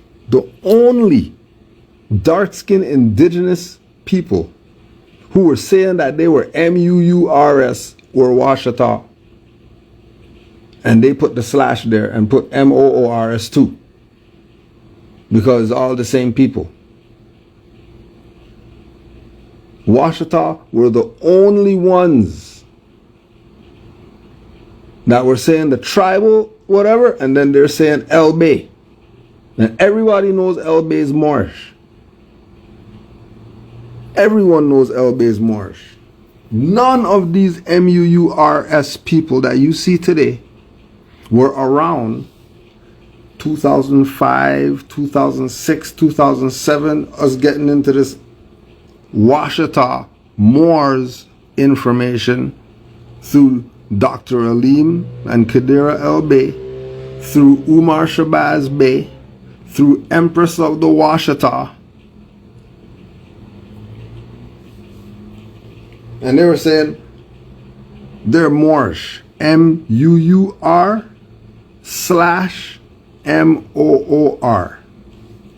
That was 08. So for MUURS today to try to convince you that there's this separation between the O Moors and the U Moors, and the Moors are the indigenous people and the Moors came from... As soon as they go there, they're playing you. Because they should be saying that they're Washita if they're so MUURS. And if they're so Washita, then they should, all these MUURS people should be having L's and B's and all that stuff. Where's their L and B at? If they're so MUURS. They're saying they're MUURS, right? All right, we're going with it. If you're MUURS Moors, then where is your L and your B? Because MUURS Moors have L or B too. Not just the MOOR Moors. The MUUR Moors also.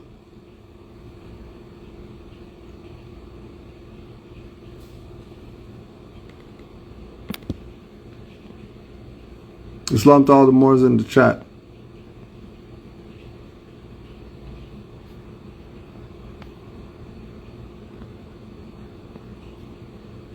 Honors.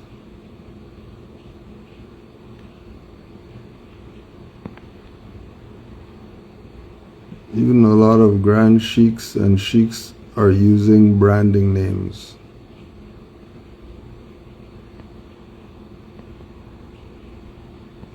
Yep. Because the people are lost as a MF. You gotta freaking pull them in somehow.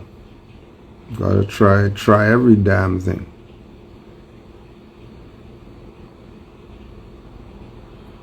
There's a lot of pushing brands.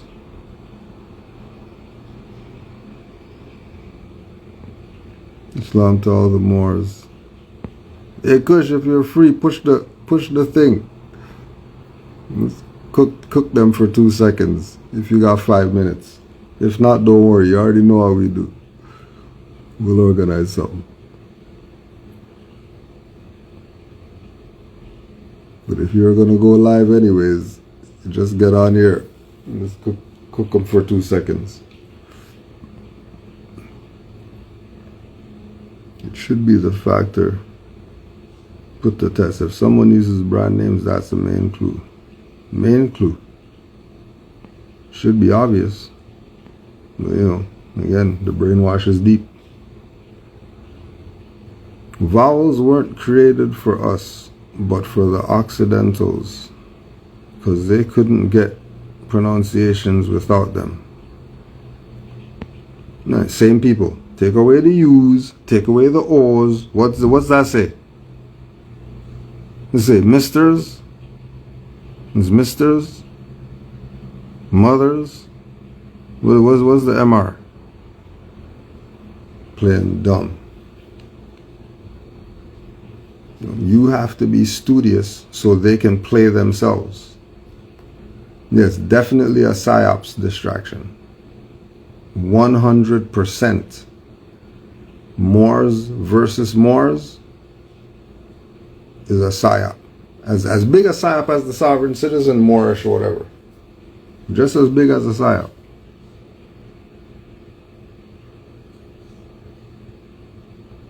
Because they're using that. And they know that what they're using it for.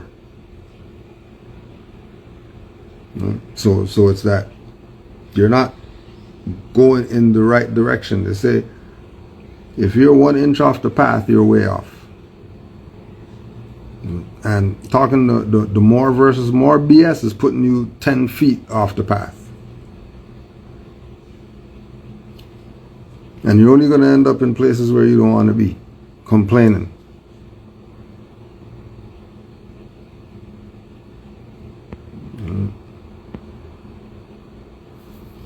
You know, don't let them violate you by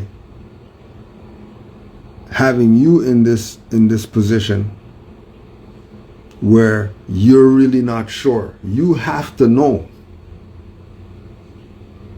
It's not. Moors talk about it all the time, about the era, the different eras of getting this information. Right? Some people got this in the era where it was lectures, You know, you're with the master teacher. You could sit there and you're seeing them respond to you. Yeah. People today are in the era that Elvis is telling them about Moors. And Johnny Cash is telling them about Moors. And they're going for it. Like, there's no master teachers for these people. Because they want to get everything tomorrow. They don't know about the grind. They don't know about, oh man, let me just drink this tea and start reading this book and waking up and the sun's coming up. Because studying took you into some realm that you weren't even expecting the sun to be coming up. From some studying, not playing video games or something like that.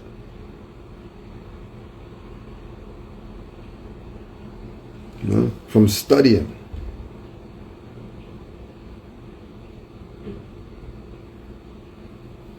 I'd sleep sitting up.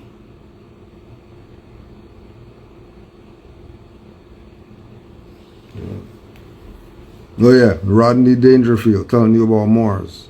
No, he never. On some stand-up? No way. You people have the worst teachers. Teachers are artificial. How is it artificial going to teach you real? You sure? I don't think they're too sure. There was a time frame where when the teacher is talking, you're taking notes. And you're gonna leave from this, whatever it was that you were at, where this teacher was, and then you're gonna go back, and now you're going through your notes and research and all the things that got your attention. Real students would do that even still with the with the video stuff. And they'll take their notes and then they'll go do their research after. You're not just watching one thing and then watch 50 things back to back to back to back. That's not learning. That's listening. That's seeing some stuff, but that's not learning. You have to do the work. You have to do it. Someone's not gonna upload this to you. It doesn't work like that. And this is why people get caught up and messed up. Because they forgot the cardinal rule. Man knows not by being told. Man knows by going and doing some research. What's from? Research.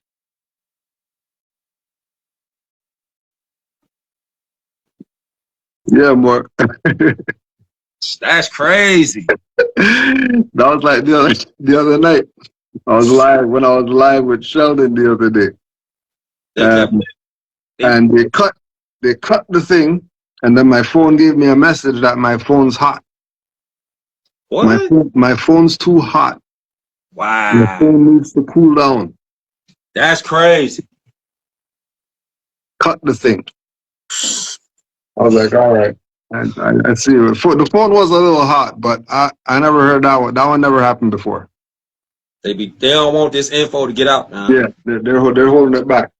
They don't want this info to get out. They can't stop this shit though. You already know. So I seen you know how they go, how they do with the Moors against nice Moors against Moors now, right? Yeah. Cat. Yeah, super cat. Now I see, so they ain't never looked at a book like this, right? Hold up. Where's that at? Yeah, yo, get that. Yeah, get that seasoning. Get that seasoning.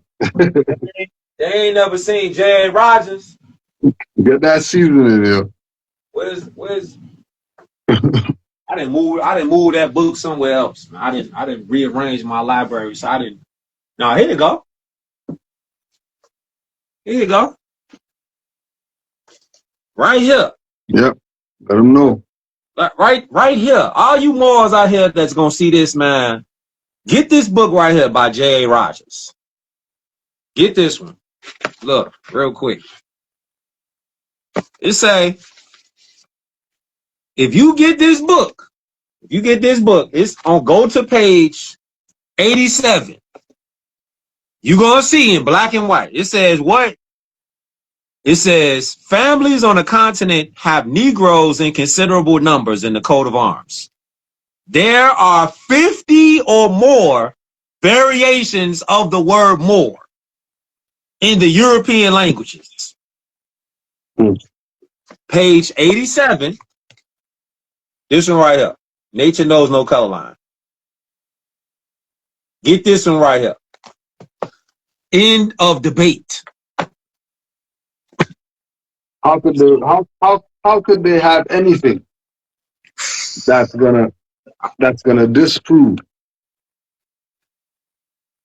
There's nothing. It's over with. How you gonna have? Oh, do you got any receipt older than anything that we talking about?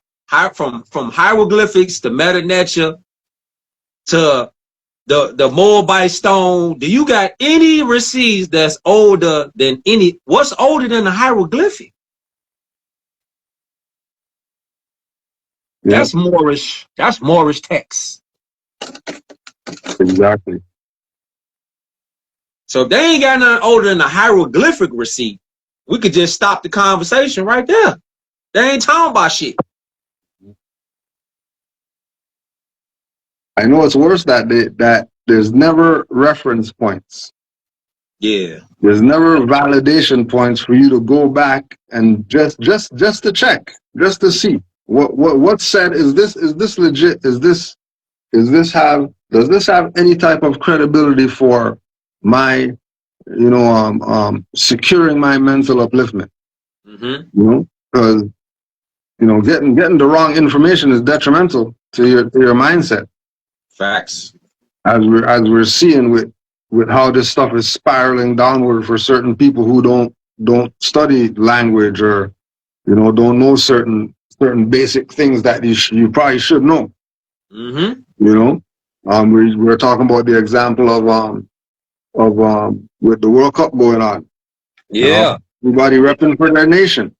Repping for their nation. Repping. I just put one up about Cape Verde. Yeah. Yeah. Repping for their nation. Yeah. Ether. Yeah. Everybody repping for their nation. Where's the FBA nation? Where's the FOI nation? The NOI nation? Pan-Africans. How come y'all ain't got no ticket to go to FIFA? The Gods and Earths nation. Where's the Gods and Earths nation to go to FIFA? You gotta have a flag to go to FIFA. I saw that flag behind you there, though. Even though that was some kingdom people. Yeah. I know that flag is 10,000 years old. I know that. That's a fact. I know that. You gotta have a flag to go to a nation. And this flag over here, that's the same flag that's on the other side.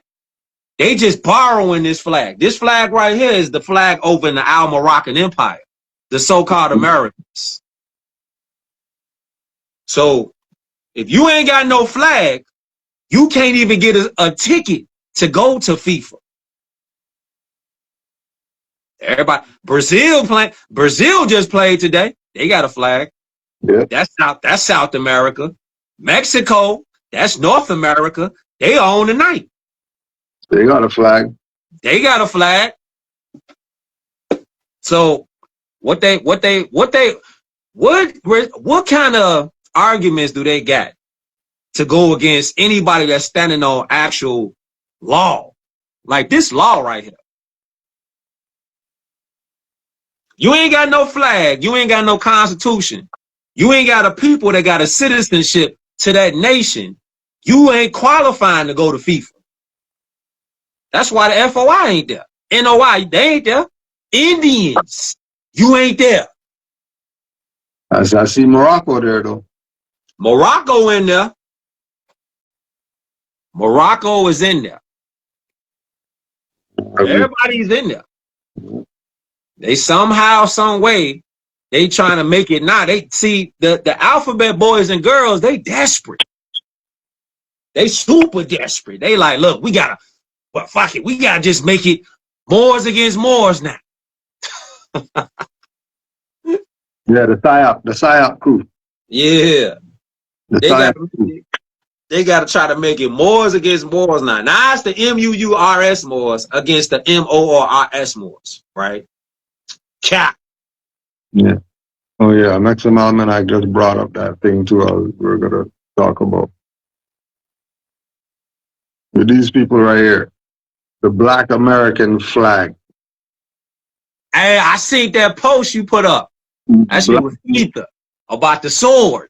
Yeah, the Black American flag, but the stuff has a Moorish sword on it. Explain that, Umar Johnson. Why does this thing have a Moorish sword? Explain that, 19 Keys. Sword stay Moorish. Explain that, Riza Islam. So if everything ties back to the Moorish paradigm, why y'all, it gotta be, what's the real reason that y'all keep fighting the Moorish paradigm? Is it because you're gonna lose your finances? Cujo, it gotta be a reason. There's something. There's something. What's the reason? I mean, people have sold out for less, so you know maybe there is no rhyme or reason. Man, Judas. Maybe this is just how they do. This is just what they do. It's just what they do. You know Judas sold out Jesus, Yehoshua, for a bag of silver, a couple pieces of silver. Mm-hmm. Yet this flag right here still flying. Been flying. Flag's flying. Black Americans ain't got no flag. More Cujo just put the picture up there. That's a banner. That ain't no flag for no nation. And it still got a Moor sword on it. Explain that. They can't get out of the Moorish paradigm. They can't escape it. Mm-hmm. They can't escape it, more. So you gotta look at them like, what's y'all angle? Why y'all, every time we got concrete evidence, they always try to dilute it and throw another look. What's their angle? What's your angle? No, they're just the sellouts. They're working for the other side to make sure that the people don't really get this. Yeah. Right? There's no way that I'm unconscious. And we're here in this conversation, for example, we're watching, you know what I mean, FIFA. Mm-hmm. And this flag comes up that these Moors been talking about this whole time. This flag just pops up, game pops up, this flag's there. Mm-hmm. And these people are saying they're Morocco.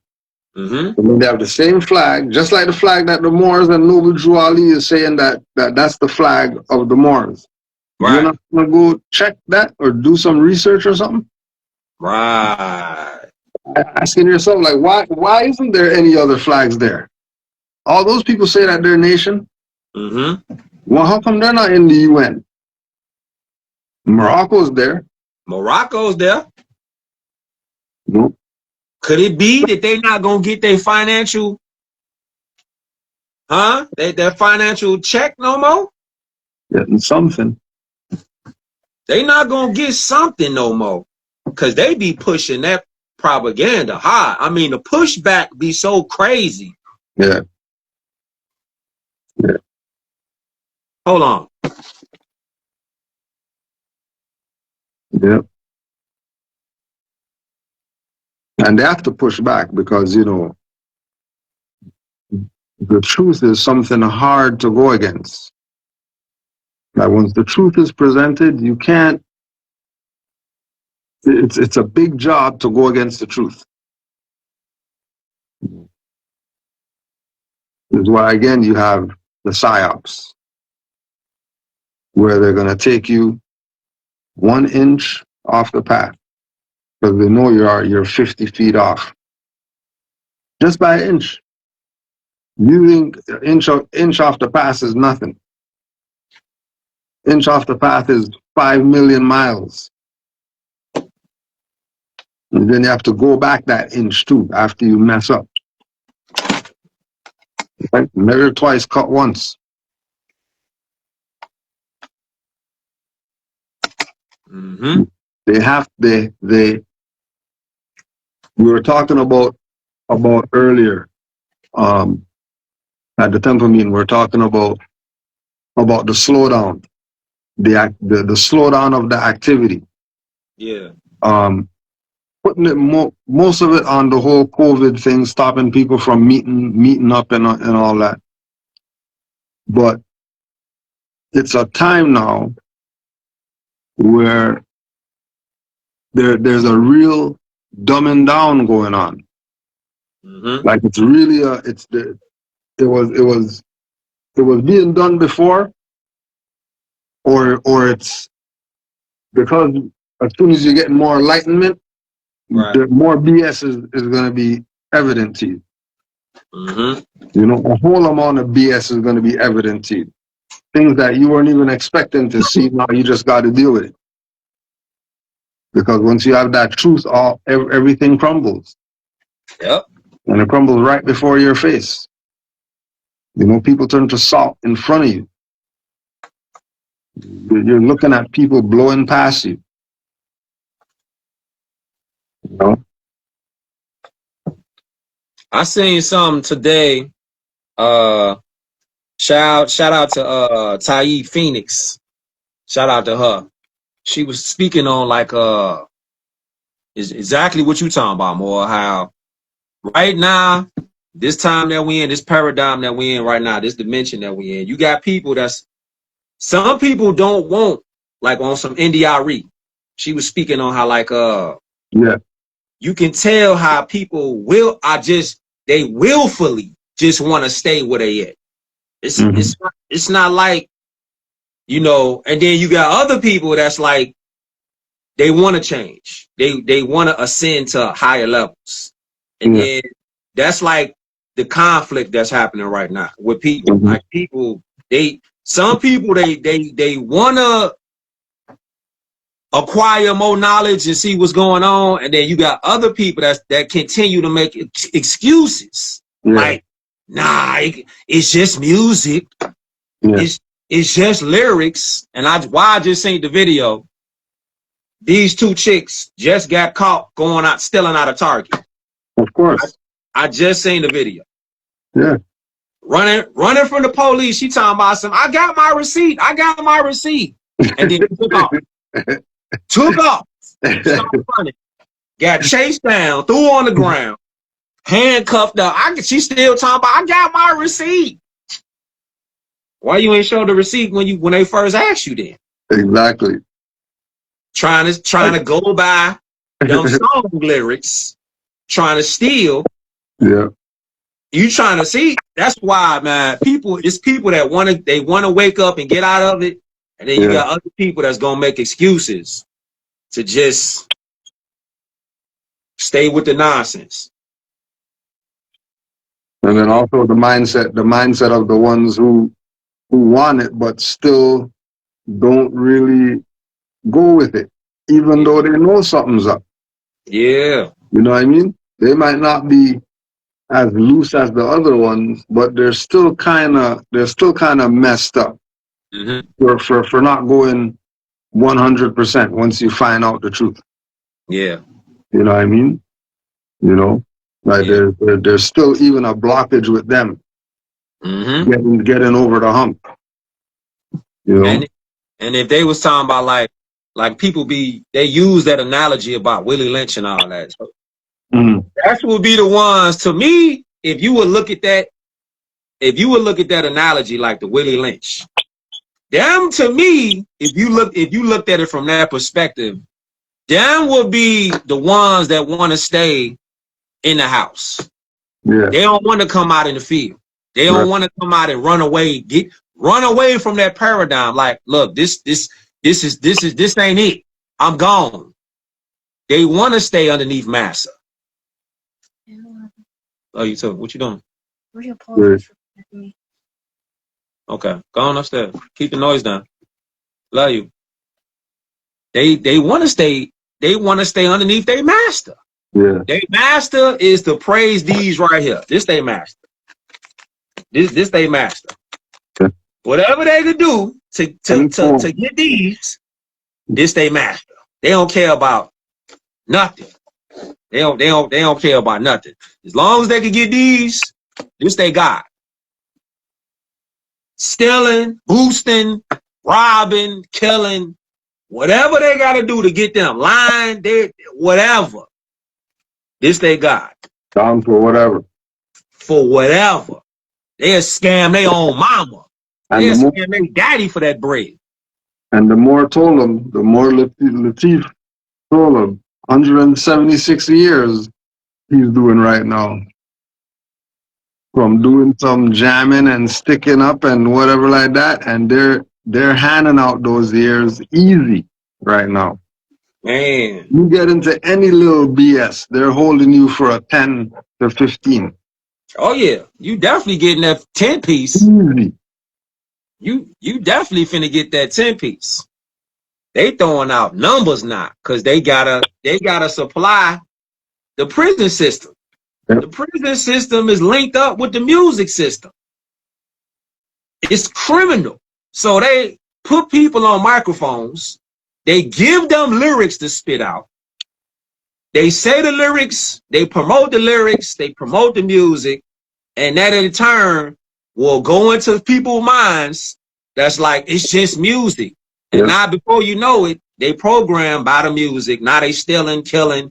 Now they get them prison numbers, them jail numbers. Now they music no more. Now the prison, now they got that bread now off slave labor. Because now you a slave when you go in there. $1 million slave. You a slave now. You done went into the big house. That's the big house. You done went into the big house. You were under a warden.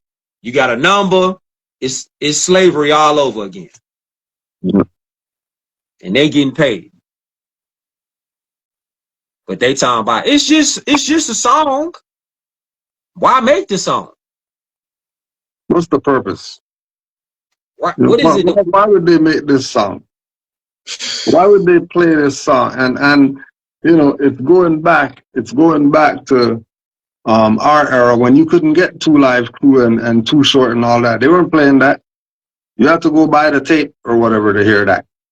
When 2 Live Crew was wilding, going crazy. When Too Short and Ice-T and all them were wilding, going crazy, super wilding. That's when you had that sticker. Remember that sticker? Parental advisory. That's when that sticker got made. They were getting no play. No play. Now what? Now you have freaking a guy grinding on the devil and stuff like that, and now you have TV shows, back shots in it, just put some blur over the nipples and all this. LGBTR, FP and all that stuff all day. That's all you're seeing. Girl on girl, man on man shit. Madness. Wildin'. State. It's just straight debauchery. Yeah. It's diabolical. And this is what nothing, and it's nothing new. Ain't nothing new. Ain't nothing new. That's why Trick Daddy could talk how he talk, because he's part of the people who got this finance. Now he's looking fat. You could just see that he's fat. Yep. You know they're still eating all the swine and all that stuff, swine and all that still. Yeah. So you know they're guzzling hard and all that. Yup. Ain't nothing new. Ain't nothing new. The people that defended, if you got people defending that, and you know it ain't no kind of positive messages in nothing that they talking about, then I seen people, they trying to compare movies and Denzel Washington. Yeah. The thing about that is, what they saying about Denzel? What they saying about Denzel? They saying that Denzel should have gave his Oscar back because he played in Training Day. He played a cop that was corrupt. And I'm like, that ain't got nothing to do with you letting your children that's a 4-year-old listen to that song. Yeah. Because you're not going to let your 4-year-old watch Training Day. Yeah. But you would let your 4-year-old listen to Spin That. I mean, who knows? They might let their 4-year-old watch Training Day. Who knows? Now that's knowing them. Wow. That's see now you see how they even in that they got contradictions. Yeah. So you want Denzel to give his Oscar back because of a movie that's rated R. But when it comes to music, when it's rated R music, what's the difference? You say it's just a song. My 2-year-old can listen to that. But you wouldn't let your 2-year-old smoke a cigarette though. Contradictions. They might pass their 2-year-old a blunt though. Now that's crazy. That's insane. They're wilding. Let your 2-year-old drink some Hennessy or something. Yeah, they're wilding. See, because they don't have no foundation to stand on. So they just grabbing anything as they falling. You know how somebody falling and they going down and they trying to grab on to anything to catch on because they panicking. Yeah, yeah. That's what people doing outside. Mm-hmm. This whole conversation about should this song be even played around children? And they trying to grab on to anything they can to say, yeah, you could play it. Yeah. It ain't promoting nothing. That's going back to the thing of the sorcery. You know what I mean? That they're really doing magic on people. Yeah. If they're gonna have them, because remember there was a time when we used to say, you hear a song that you don't like and then you start singing it. Mm-hmm. Right? Even though you don't like this song, you're singing this song that you don't like. Why? Because these people are implanting that shit in you. Yeah. That's not they're playing some music, somebody singing a song so that, you know what I mean, you can feel good about yourself or something like that. Right. It's all mind control. And you know what's crazy, Cujo? Look at the flip side, right? Look at the flip side. If you play that song that from Old Girl, that Spin That song, right? You can alter somebody's mind to have them boosting, robbing, scamming, right? Anything. But when you play a song from Michael Jackson, what do you think about? Definitely not going out and boosting anybody. See, and even in the frequency, it's a change. Yeah. It's a change. You're not thinking about robbing nobody listening to no Michael Jackson. Yeah. You're not thinking about scamming nobody listening to Michael Jackson, because that will be on the scale. Yeah. That will be a positive side of frequency, vibration, and energy. And then you got a negative song that's influencing you to do stuff negative. So you got influence is neutral. It's just, is somebody on the positive side or the negative side? Negative side. That's it. You're not thinking about robbing nobody to listening to no Michael Jackson, Jackson 5. That ain't even gonna come across your mind because the lyrics ain't even in there. Mm-hmm. But then you hear a song like scamming, robbing, boosting. Crazy. It going in their mind. They keep running it up. Yeah. Now next thing you know, they stealing from Target. Yeah, and again, we could also bring back this thing about when you look at the stuff from back then, you know, listening to Cool G rap never made us go out there and start killing people or whatever. Right. You know, right. Because again, the frequency, it was about the music. It wasn't about, you know, it was about the delivery. Mm-hmm. It wasn't about, oh, I heard children's story Right. I heard children's stories, so now I'm going out there trying to emulate in children's story. Right. Slick Rick. You know Stuff what like I mean? nah. Right?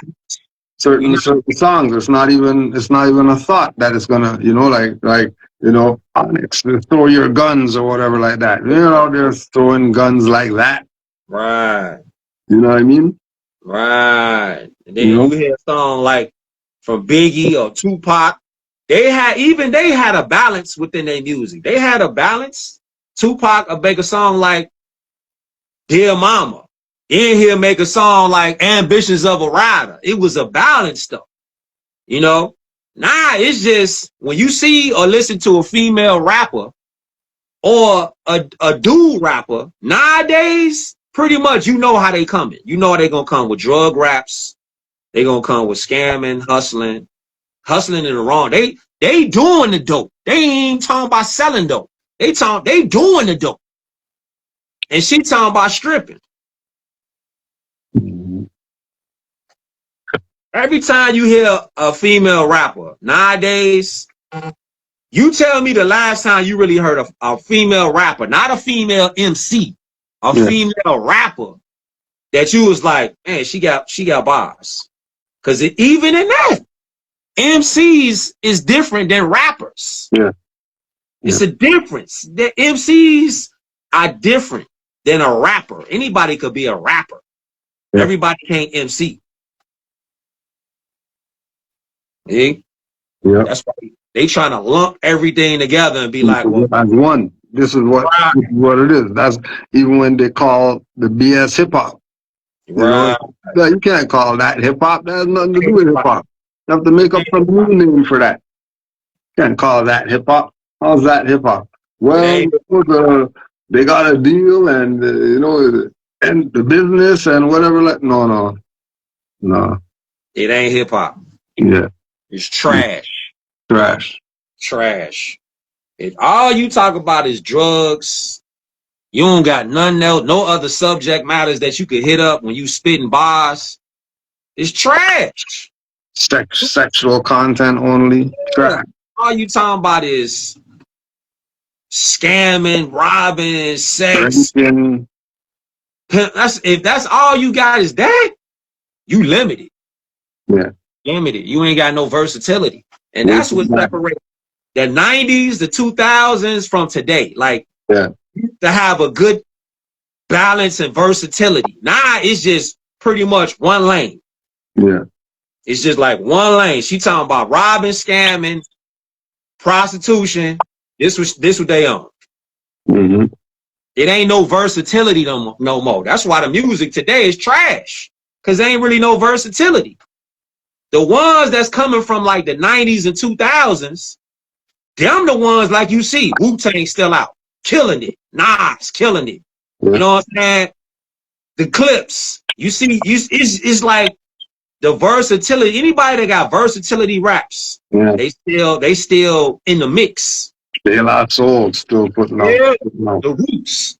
Common. They still in the mix. But if you just one style, you ain't really gonna last long, man. You gonna be like a one-trick pony. You ain't gonna last. Super limited. Yeah. You gonna get tired of that, like one style. Yeah. And that's where it's going with everything. One lane. It's just like with ball right now. Yeah. One lane. Everybody chucking from three. Yeah. Of course, the guy going inside is going to win the championship. Why is this hard shit to figure out? Right. Of course. They got the 7-foot guy. If the 7-foot guy is going to shoot threes instead of make layup, obviously you're going to lose. You gonna lose. You gonna lose. Because what they got today, more they got positionless basketball. Yeah. It's nobody got a position no more. It's everybody 1 to 5. You could just play anything. Yeah. You ain't gonna win like that. Yeah. Ain't no structure in that. It's no structure. It's like across the board. We seeing everything now is just free and just to do whatever. The structure is obliterated, and that's why it's falling. shit is falling outside. Yeah, and then when we bring up anomalies like, well, yo, freaking Manute Bull used to shoot threes and shit. Yeah, Rasheed Wallace used to shoot. Like there's big men who were the actual real fives. Yeah, that would go shoot threes sometimes. Yeah, It wasn't 20 a game, right? But you would have somebody like you would have somebody like Sabonis. Yeah, hit a 3 at Blue Moon. Yeah, you would have it. You would have it. You know, that's people don't know their position. That's another thing. People don't know their position. They want to be the chief, the captain, the lieutenant. They want to be the runner. They want to be. They want to be everything. They want to be everything. You want to be the accountant. Yeah. You want to play every position. It's like, this is why the more science is where it's at, because it sets you up with a solid foundation of law and history. It sets you up like principles and standards. The standards is free and national, so you know where you standing at. But if you ain't got a solid foundation, it's like positionless basketball. You Native American today, tomorrow you an Indian, over there you a Black American, then you a Hebrew Israelite. Then you're a Cherokee next week. Yeah, next week you a Cherokee. Then after that, you a Mohawk. Like, it's positionless basketball. Anybody playing every position. And it ain't working. Yeah. It's not working. It's positionless nationality. Like, you don't got no nationality position. That's what I see. Like, they nationality is positionless. They don't have a position where they say, this what I am, this what I'm on, and I'm gonna stand on this hill and I'm gonna down this hill. They ain't got that structure. So they like, well, this. I heard we Black Americans, and I heard we African Americans, and I heard we FBA, and I just. Yeah, let's confirm it. Let's confirm it. Let's confirm it for them. We'll just go to this one right here. Yeah. Misunderstandings. Addressing misunderstandings of purpose concerning Sharif Abdul Ali, Noble Drew Ali. By Taj Tariq Bey. This is for all the newly awakened Moors. Shout out to Taj. Many newly awakened Moors, and some already conscious Moors, from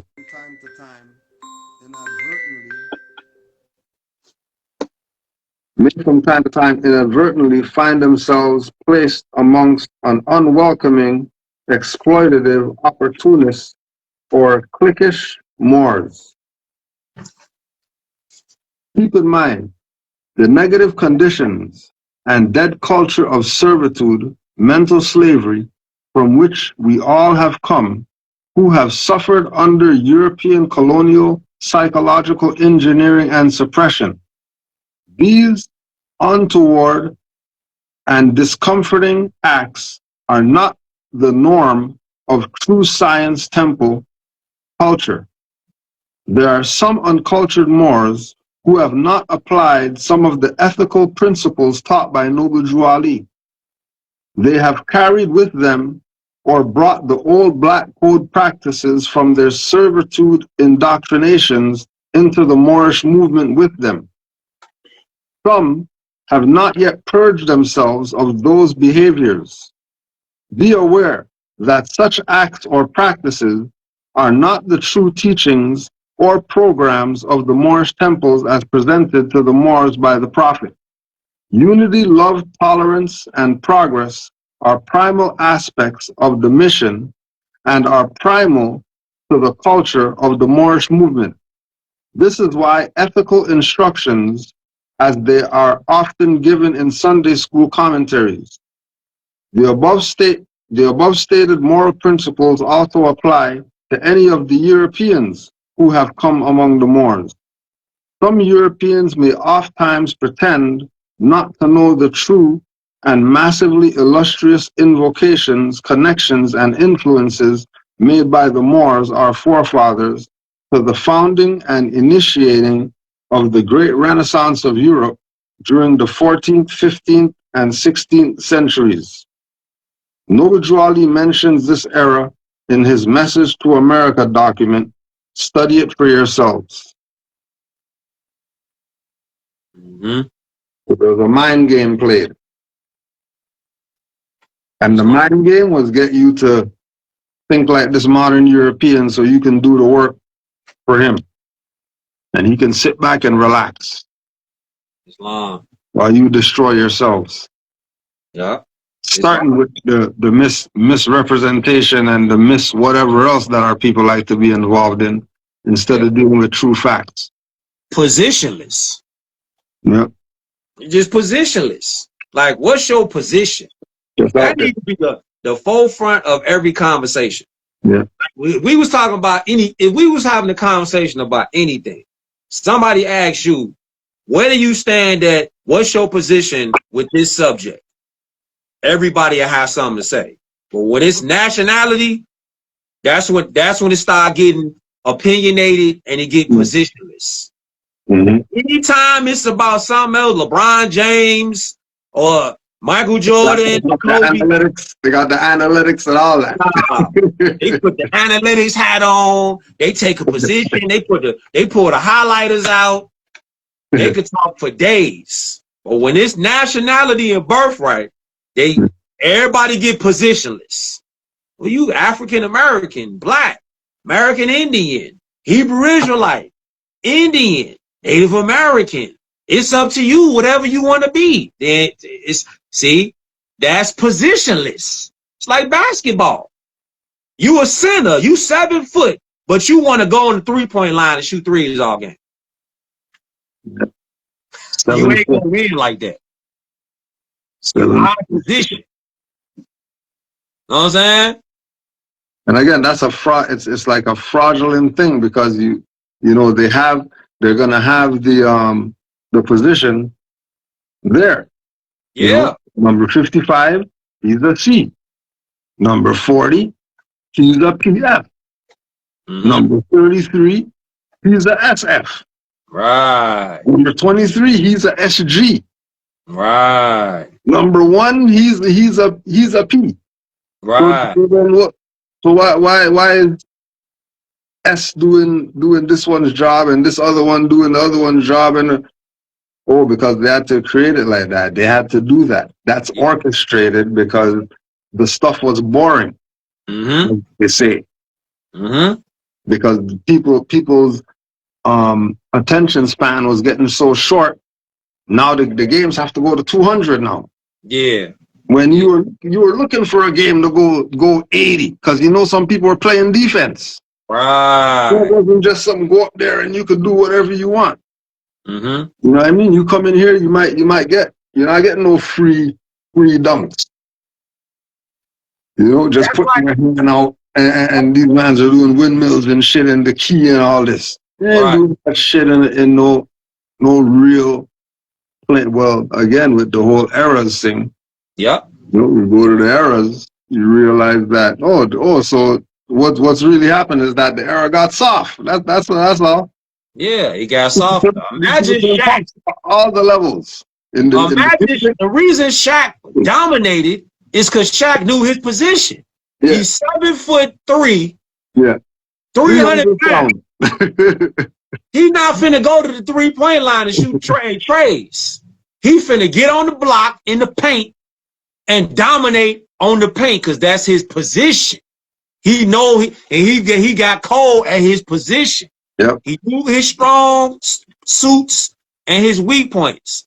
The people out here that's identifying with positionless nationality, they don't understand that when you have a positionless status, that means you're nothing. You don't even count out here. Ain't nobody gonna pick you on their team. You're nothing. So I'm just positionless. I could just whatever it is. You're not gonna get picked up. So your nationality, which you could pick a position to be in, you saying, I don't really want. I'm just gonna free flow and be positionless. Yeah. I ain't gonna take a stance on nothing. That's And that's what you see outside, getting influenced by anybody that's talking, because their minds is weak, and every weak mind gonna get tried. Every weak mind gonna get tried. Everyone. You don't see Steph Curry out here talking about he gonna be a center. You don't see that. You don't see Steph like, I'm finna go in the paint and shoot and be down there with the 7-foot trees. No. He gonna be outside. Yep. Even though he can get a breakaway and dunk it if he doesn't fall. He's still playing his position. Playing his position. He cold at shooting threes, creating his own shot. He not trying to be down there with the power forwards and the 7-footers. That ain't his strong suit. That's not his position. So our people gotta pick a position. Like, you gotta pick a position. You can't be wishy-washy and flip-floppy. What is your national position? There it is. We're reading some Garvey today too. Oh yeah. We came to that same thing about, he didn't have a national position, but he had a national concept. Right. He had a national mindset. And his ideals were in the right direction. Comes to nation. He was just using the wrong nationality to address this nation. And if all that UNIA stuff turned into UMIA, and we started talking about Moorish instead of black and Negro, this and that, they might not have been able to touch him. Yeah, I mean, if El Hajj wasn't talking about honors to Elijah Muhammad after he left, maybe people wouldn't be able to touch him. It's like let's say use an element like water. Let's use an element like water, right? H2O. If you just stick to the original formula, you're gonna keep it water. As soon as you try to remix it and change it up, it's not gonna be water no more. So that's what I see it like how Noble Drew Ali the Prophet, how he was saying, like, just the truth don't need no apology. The truth don't need no apology. The truth is the truth. That's it. So if you keep it like water or fire, it can't, even if they try to remix water, it ain't gonna be the same. Yeah. Even if you try to remix it, it ain't gonna be the same as how it's supposed to be, because the original formula is the original formula. But if you try to be like, okay, well, I'm gonna identify as a person of color, see, that can be remixed. That can be like, okay, well, person of color could be an Indian, Native American, black person. See, you can remix person of color. But if you say I'm Moor, how you gonna remix that? What you gonna remix it with? You said what you said. So you say I'm Moor, I am that I am. What you gonna remix that to? Yeah. To make it derogatory. What you gonna, if you say I am a Moor, how you gonna remix that to make it derogatory to mean something bad? You can't. You can't. You think about it. You can't. If you say I identify as a Moor, anybody that want to slander that, what are they gonna use to slander something that's pure? It's pure. You can't slander something that's pure. What you gonna say? I don't want to be more. I want to be less. No. Okay. Well, you be less then. I'm gonna be more then. You know what I'm saying? You be more. I be more. Then you be less. You be less. We'll call that even. Yeah. We'll call that even, Stephen. Yeah. Yeah. I be more than you be less. That's great. You know what I'm saying? Not gonna get me to say I'm not a Moor. Nah. We're gonna take a strong position on Great. this. This is the position. We standing on this position. Yep. You know what I'm saying? Moorish American. We standing on this position. They want to stand on a positionless position. They got a positionless position. All right, cool then. Well, you ain't finna get picked up then. Know that. Yeah. You ain't getting picked up. Right. Imagine you tell your coach, "Hey, coach, I'm positionless. I can't use you then. I can't use you for nothing." Like you gotta have some kind of position, like a fail safe. Like this right here is the fail safe. When all else fails, you still say, "I'm a Moor." Yeah. This the fail safe. Yeah. Even if you don't know all the plays in the playbook, you still could be like, "Hey, I got a position. I just need to study more." You know what I'm saying? I'm a wide receiver. I know I picked the position to play a wide receiver. Yeah. I just need to study the playbook. So that's like a Moor saying, I just need to study up on law and study history. But I know my position is Moorish American, though. Yeah. Yeah. I know my position is not Filipino, it's moral. Right. Yeah. I don't know. Pick a position. Filipino is positionless. Positionless. Pick a position. That's how I look at these people out here, more. Indian. Pick a position. Yeah, Indian is not a position. Positionless. It's positionless. You just out here. You that 7-foot center shooting threes and shit. Yeah. And you missing damn near all of them. So what I'm gonna do with you? Two for 20. Yeah, I can't do nothing with you. Get off my team, man. 2 for 20. You get off the team, man. You cut, man. Get off the team. You getting 500 million too. 500 million, 2 for 20 in the fourth quarter. Yeah, and that's why the game trash. Because ain't nobody got no position no more, really. Yeah. Just trash. Nobody playing a real position no more. Yeah. You know what I'm saying? You know how they be saying like somebody's a pure shooting guard. Yeah. Or somebody's a pure point guard. Or a pure center. Yeah. You know? Gotta get back to purity. Get back to the essence. Gotta get back to the ancestors, man. Better go study some tape. Great. Islam. Islam, more. Gotta pick a position, man.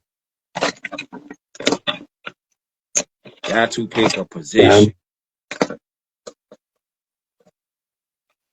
Even when we go into what happened to the graffiti position?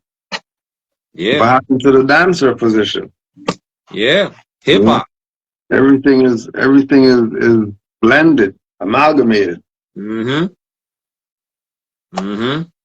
Everything is mixed up. Where is the purity at? Where is the purity? Like if somebody was on graffiti, they was just on graffiti. That's what they was cold at. That's what their position was. That's what they studied and perfected. Somebody was breaking. That's what they was on. They weren't trying to MC. You a breaker, you break dancing, you cold. You get your skill up. Somebody MCing, they ain't trying to DJ. Yeah. The DJ he's the DJ, the heart of the whole thing. They just DJ. Not everybody. You want to be the dancer, the DJ. At the same time. And rap at the same time. Man, it ain't gonna happen. It ain't gonna happen, man. You want to do all that, and you want to put graffiti on the wall at the same time while you rap. And then yeah, and DJ. And DJ. You got a record here, a spray can in your hand, and you got a mic. How you gonna do all that?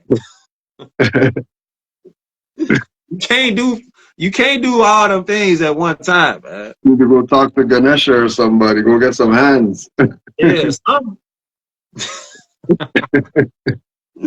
Go talk to the Hindus. Get some hands. You need help.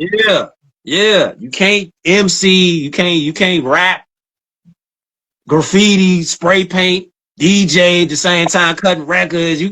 You can't do all that. Break dancing too? Nah, it ain't gonna happen. Yeah. You gotta pick a position. What is your position? Moorish American. Moorish American. That's the position. Is that MOOR or MUUR? All of them.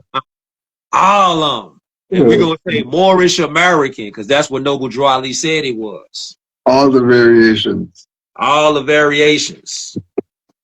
Noble Drew Ali said Moorish American with 2 O's. So I'm going with that. Yeah, that seems like the way to go. Hey, that seemed like the way to go. He said Moorish American. I'm going to say Moorish American. You know what I'm saying? I'm still going to honor and, language. And, the language says over 50 variations. So I'm going to honor that. But I'm going to go over here in Al Maghrib, Al Askar. I'm going to go with Moorish American with the 2 O's. Islam. Oldest blood type is O anyway. So I'm going to go with that. The oldest letters is O anyway. What more you want? Still need more? Still need convincing? Yeah, I guess so. See that bridge over there? See that bridge? Just make sure you jump head first. You don't want to be crippled. Off the bridge. It's a lot of followers out here, man. Yeah.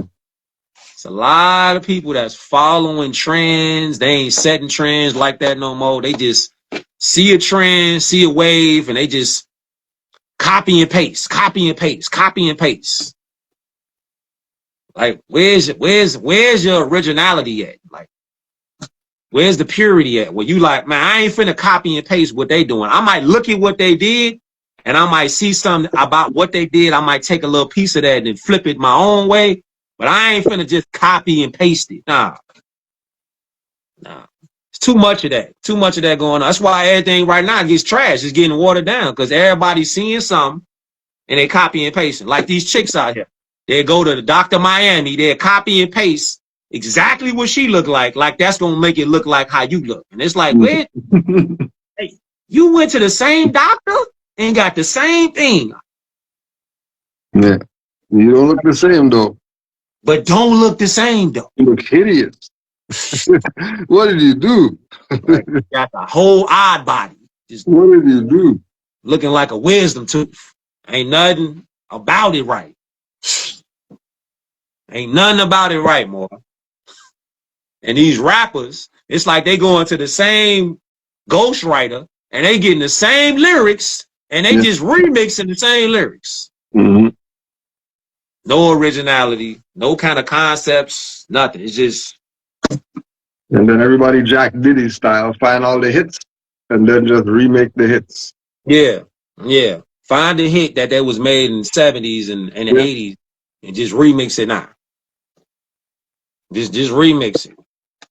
The same beats, same bars. Yeah. You know what I'm saying? The same clothes. They wearing rhinestone shiny pants. Shiny pants and shiny shirts. I don't know what they just copying and pasting.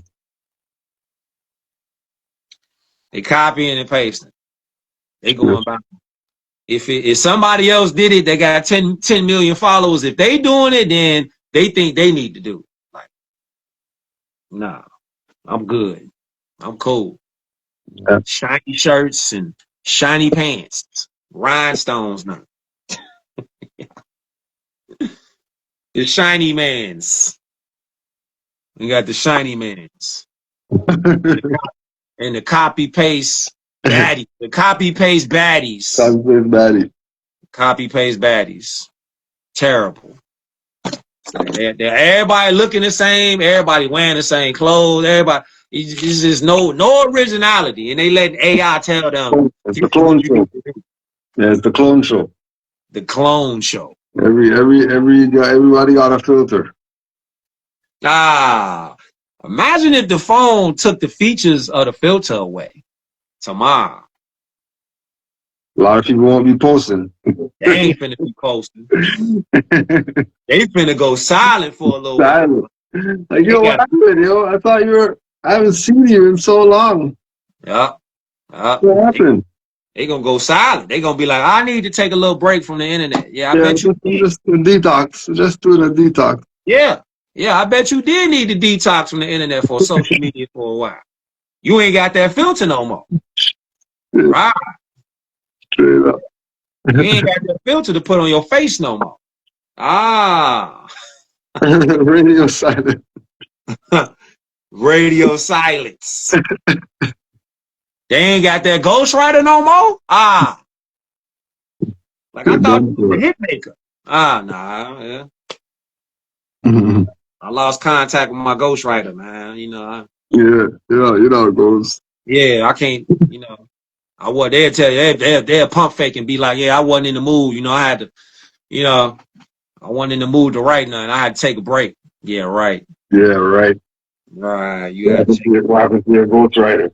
Right, that ghostwriter. You ain't pay that ghostwriter no more, did you? They just do it so easy too. Man. Easy. Ghostwriter. Ghostwriters. They got the same ghostwriters.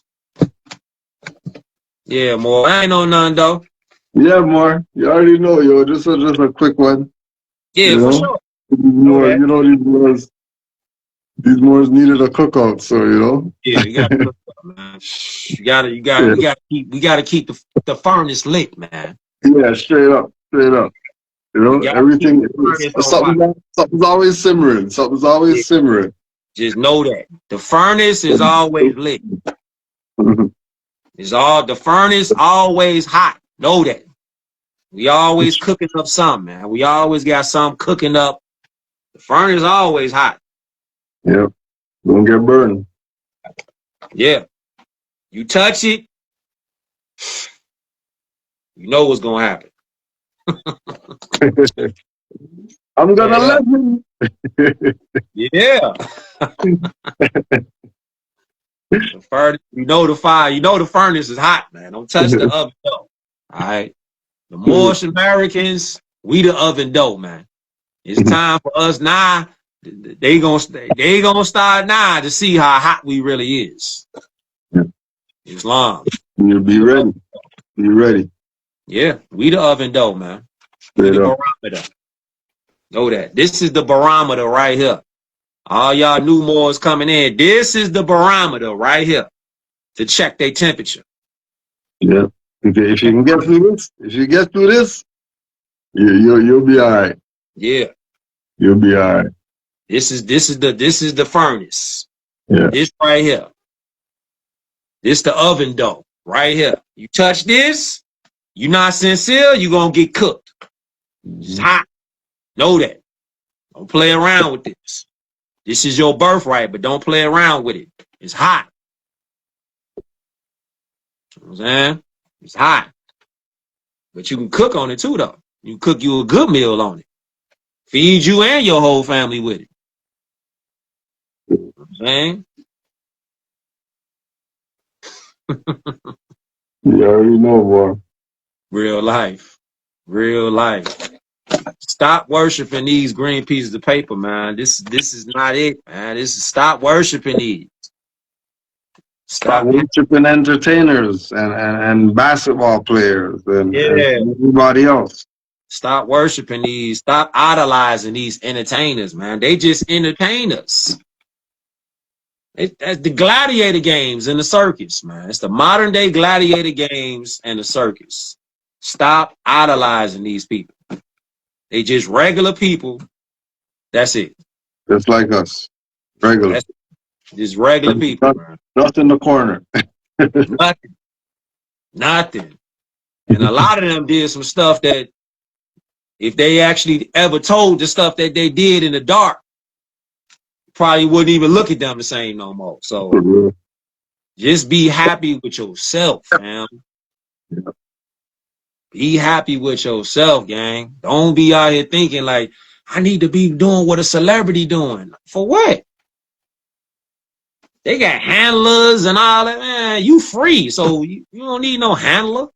Somebody telling you what to talk like, what to wear, where to go, man, where to live at. Be happy with yourself. Can't go anywhere in peace. Nope. Looking over your shoulder, doing this all the time, man. Stop idolizing these celebrities, man. Stop idolizing these entertainers, fam. It ain't that. They just regular people. On my soul. Yeah, Mo. Ain't nothing Yeah, to it. man. Give thanks, bro. You already know, man. Yes, There's sir. all you Moors out there for Peace staying true. and Honor love. to all you Moors out there. Yeah. All you Moors out there, man. Much love to all y'all out there tuning in, man. Worldwide. Small Island, you still up, Mike? See Small Island in there still up? Isn't Who it that? like our brother Sheldon? I see brother Sheldon in there. I don't know if he's Oh, gone yeah. now. Islam, Sheldon. Yes, sir. It's like 4 a.m. or something over there. I don't know what time it is. Wow. Something crazy. 6 a.m. or something. Shout out to them too, though. Shout out to them Moors. They've been cooking. They've been cooking out there. Where they at? Where they at out there again? Egypt. Yeah, they've been on fire out there. Shout out to them Moors. That's the real traveling Moors. Yeah, they actually really traveling. Yeah. Oh, and I see that you got to line up tomorrow. What? Line up Rock out. You got his bucket list. You got a Kush haircut. Ah, yeah. Yeah, boy, yeah, Raphael, he pulled up to the shop, man. Shout out to the Moor, Raphael. That was a bucket list one right there. Yeah. He pulled up to the rack solo. to check the real barber. Yeah, he pulled up to the rack solo. You know, he came to Chicago solo, so ain't he in the trenches. So you know what I'm saying? He pulled up to the hundreds solo. You know? That's what's up, man. That's strong. Yeah. Chopped it up with more. You know what I'm saying? Everything was love, everything was peace with that. You know what I'm saying? Build it. It was raining though, so I couldn't really move around too much. It was like a tsunami hit, like dang. Yeah, we got dumped on yesterday. Yeah, bro, it was like soon as I was finishing more on the cut, the rain did like the whole sky just turned black. We was like, damn, it's about to hit. It was over with. Oh, man, it's over with, man. I can't even. No, barbecue got canceled. Everything got canceled. Yeah. Those ones. Everything got canceled. I'm like, man, this is crazy. But tomorrow, my solar return though, more. Oh, for real? Okay. Another one around the sun. Another one around. Honors to that, yo. Another one around the sun. That's what's up. That's what's up. What you saying for tomorrow? Chilling. Cooling. I might go to the shop, but I'm cooling though. Yeah. You gotta get your days, yo. You gotta get your days. Islam. Some stealth shit. Yes, sir. Yo, have a great solar return tomorrow, yo. Gratitude, more. Shout out to all you cancers out there, man. Straight up. Yeah, that cancer season. Cancer season is real. Cancer season is real. Yes, sir. Straight up. Well, I'm glad we got to get this one in before your solar return. That's what's up. Oh, yeah. As soon as you said that, I was already like moving around, but I was like, hold up, I gotta do this real quick. That's what's up. This was a special one. Real shit, more. Straight up, bro. I appreciate you for having me on here, though. Real shit. No, you already know. I'm gonna let him. Bro, that clip be going so crazy. Yeah, that clip be going crazy. Bro. I don't know who that dude is in the background, but when I heard, I'm like, I gotta use that. I gotta use dude in the background. Bro. He tell me, I'm gonna let him. That clip go crazy, bro. Oh. What you on though? What you finna do? You finna chill? Yeah. I'm just chilling, yo. We had a little outside thing today. Getting a little sun charge. Oh, okay, for sure. Yeah. So I'm just gonna be taking it easy for the rest of the night. Islam. Look, I want to show them for our slide. Yeah. Go to Khalifa Media. Go get your pendants. I'm from Khalifa Media. Y'all could check these out, man, on Khalifa Media, man. Shout out to Khalifa Media. Whatever else. You know what I'm saying? I need to get a ring like that, though, boy. What, it's the 6-7, right? Yeah, I need to get a ring. I'll send you the more. The brother Nebu in Philly. Oh, yeah? Yeah, I'll send you his number. Islam, I need to get a ring like this. This shit hot. Anybody else out there, if you're looking for the Circle 7 rings, just send me a DM and I'll send you the contact. Islam. Hey, this shit hot. Appreciate y'all Moors, man. Yeah. One more time around the sun. Honors.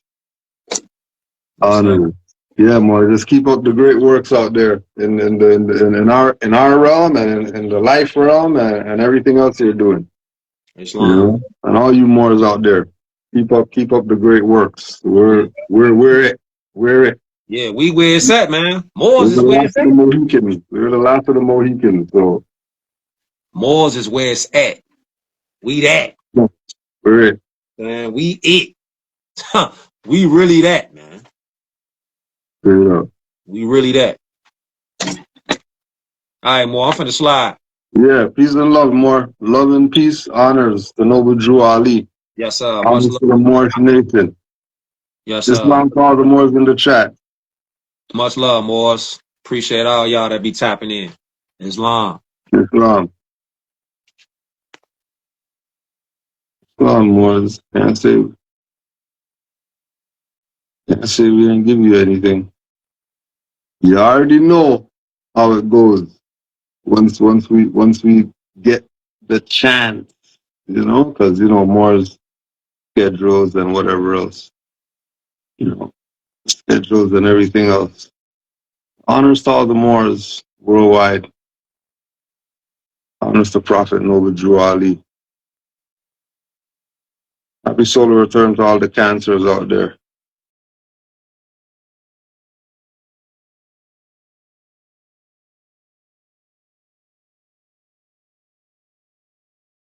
Don't ask me if it's a just war.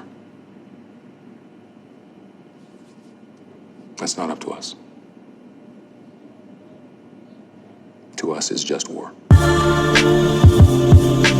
Military mind in the military time.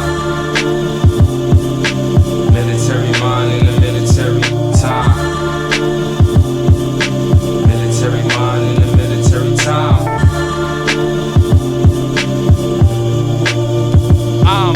Crossing enemy lines, war morals and tango. Once they show me the ropes, I show you warrior strangle. Separate bodies, 6-degree angles. High caliber grip when he rambles. From his tip, bionic lip equipped with the handles. Could have careers crippled in shambles. It's bando. Michael Jordan fans know nobody fucking with my ammo. Nightmare to the son of Samuel. Spit with the camels, my energy's camel. Anger I channel, use it like a radical Tamil. Got tried as a terrorist, then my hammer spat at your panel. Weapons are formed, had to dismantle. Handle it manual, left it to God. I'm on the path to a manual.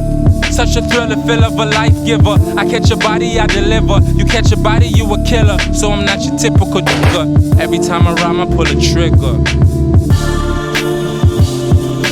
Military mind in the military time. Military mind in the military time. Military mind in the military time.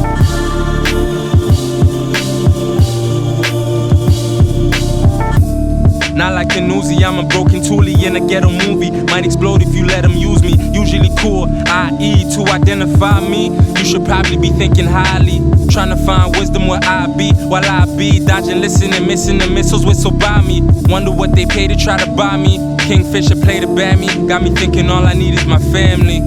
Sometimes I think all I need is a Grammy to cure the Alzheimer's, to cure my granny. And anyone who understand me, even the ones that try to ban me. We all kids if the world is candy. Watch what you hand me, I won't let you hang me. I'm never going back to that place again. On a new path, not a pace of sin. You should play it back, you should take it in. I tied up one of my homies' legs, one of my homies' arms. Hope to die before losing my one and my only mom. Terror in my eyes, you worried about Saddam. I watch the temperature rise between bitches who get it on. When you hear the song, the message has no discretion. Pull up in the tank so the people know my aggression. Stole Hannibal's weapon. Try to test him when class is in session. He'll dissect the lesson. Leave your body parts in the West End. Military mind in the military time. Military mind in the military time. Military mind in the military time. Alright. Various things we learn as we live, like the experience, wisdom to give attention to that self that's in. Time has been the main form of this verse. It's measurement, it's evident based on life's compliment that we were purposing. Still we're meant to do more. Whispers the voice at the core, which turns into a roar whenever we rhyme on the floor. Memories before now have me reflecting how prophesizing on monopolizing like they do the cow. Correction, since they refer to deal with deception in all direction, it's for self-inspection into perfection. No perplexing, just speaking, respecting those that's teaching. Reflections that are reaching to that point where they preaching. The concept of borderlines, intertwine the outer angel, either in a demon spy my cons. Always ready to bail, feeling the battle drills, knowing that we will do what's necessary to hail the ill to the mind of a soldier. Growing in the north colder, so consequently as we've gotten older, gotten bolder. Rhyme solo when they trigger that pioneer spirit. Hear it, inform it, and spit it out, a conduit, no doubt. We about profitable gain, Gucci chigga leak a change. Similar, you're not the same as those who just seek to campaign. Emphasizing time restraint, focusing on loss and pain. Tearing like the rain, we switch up add-on as we maintain.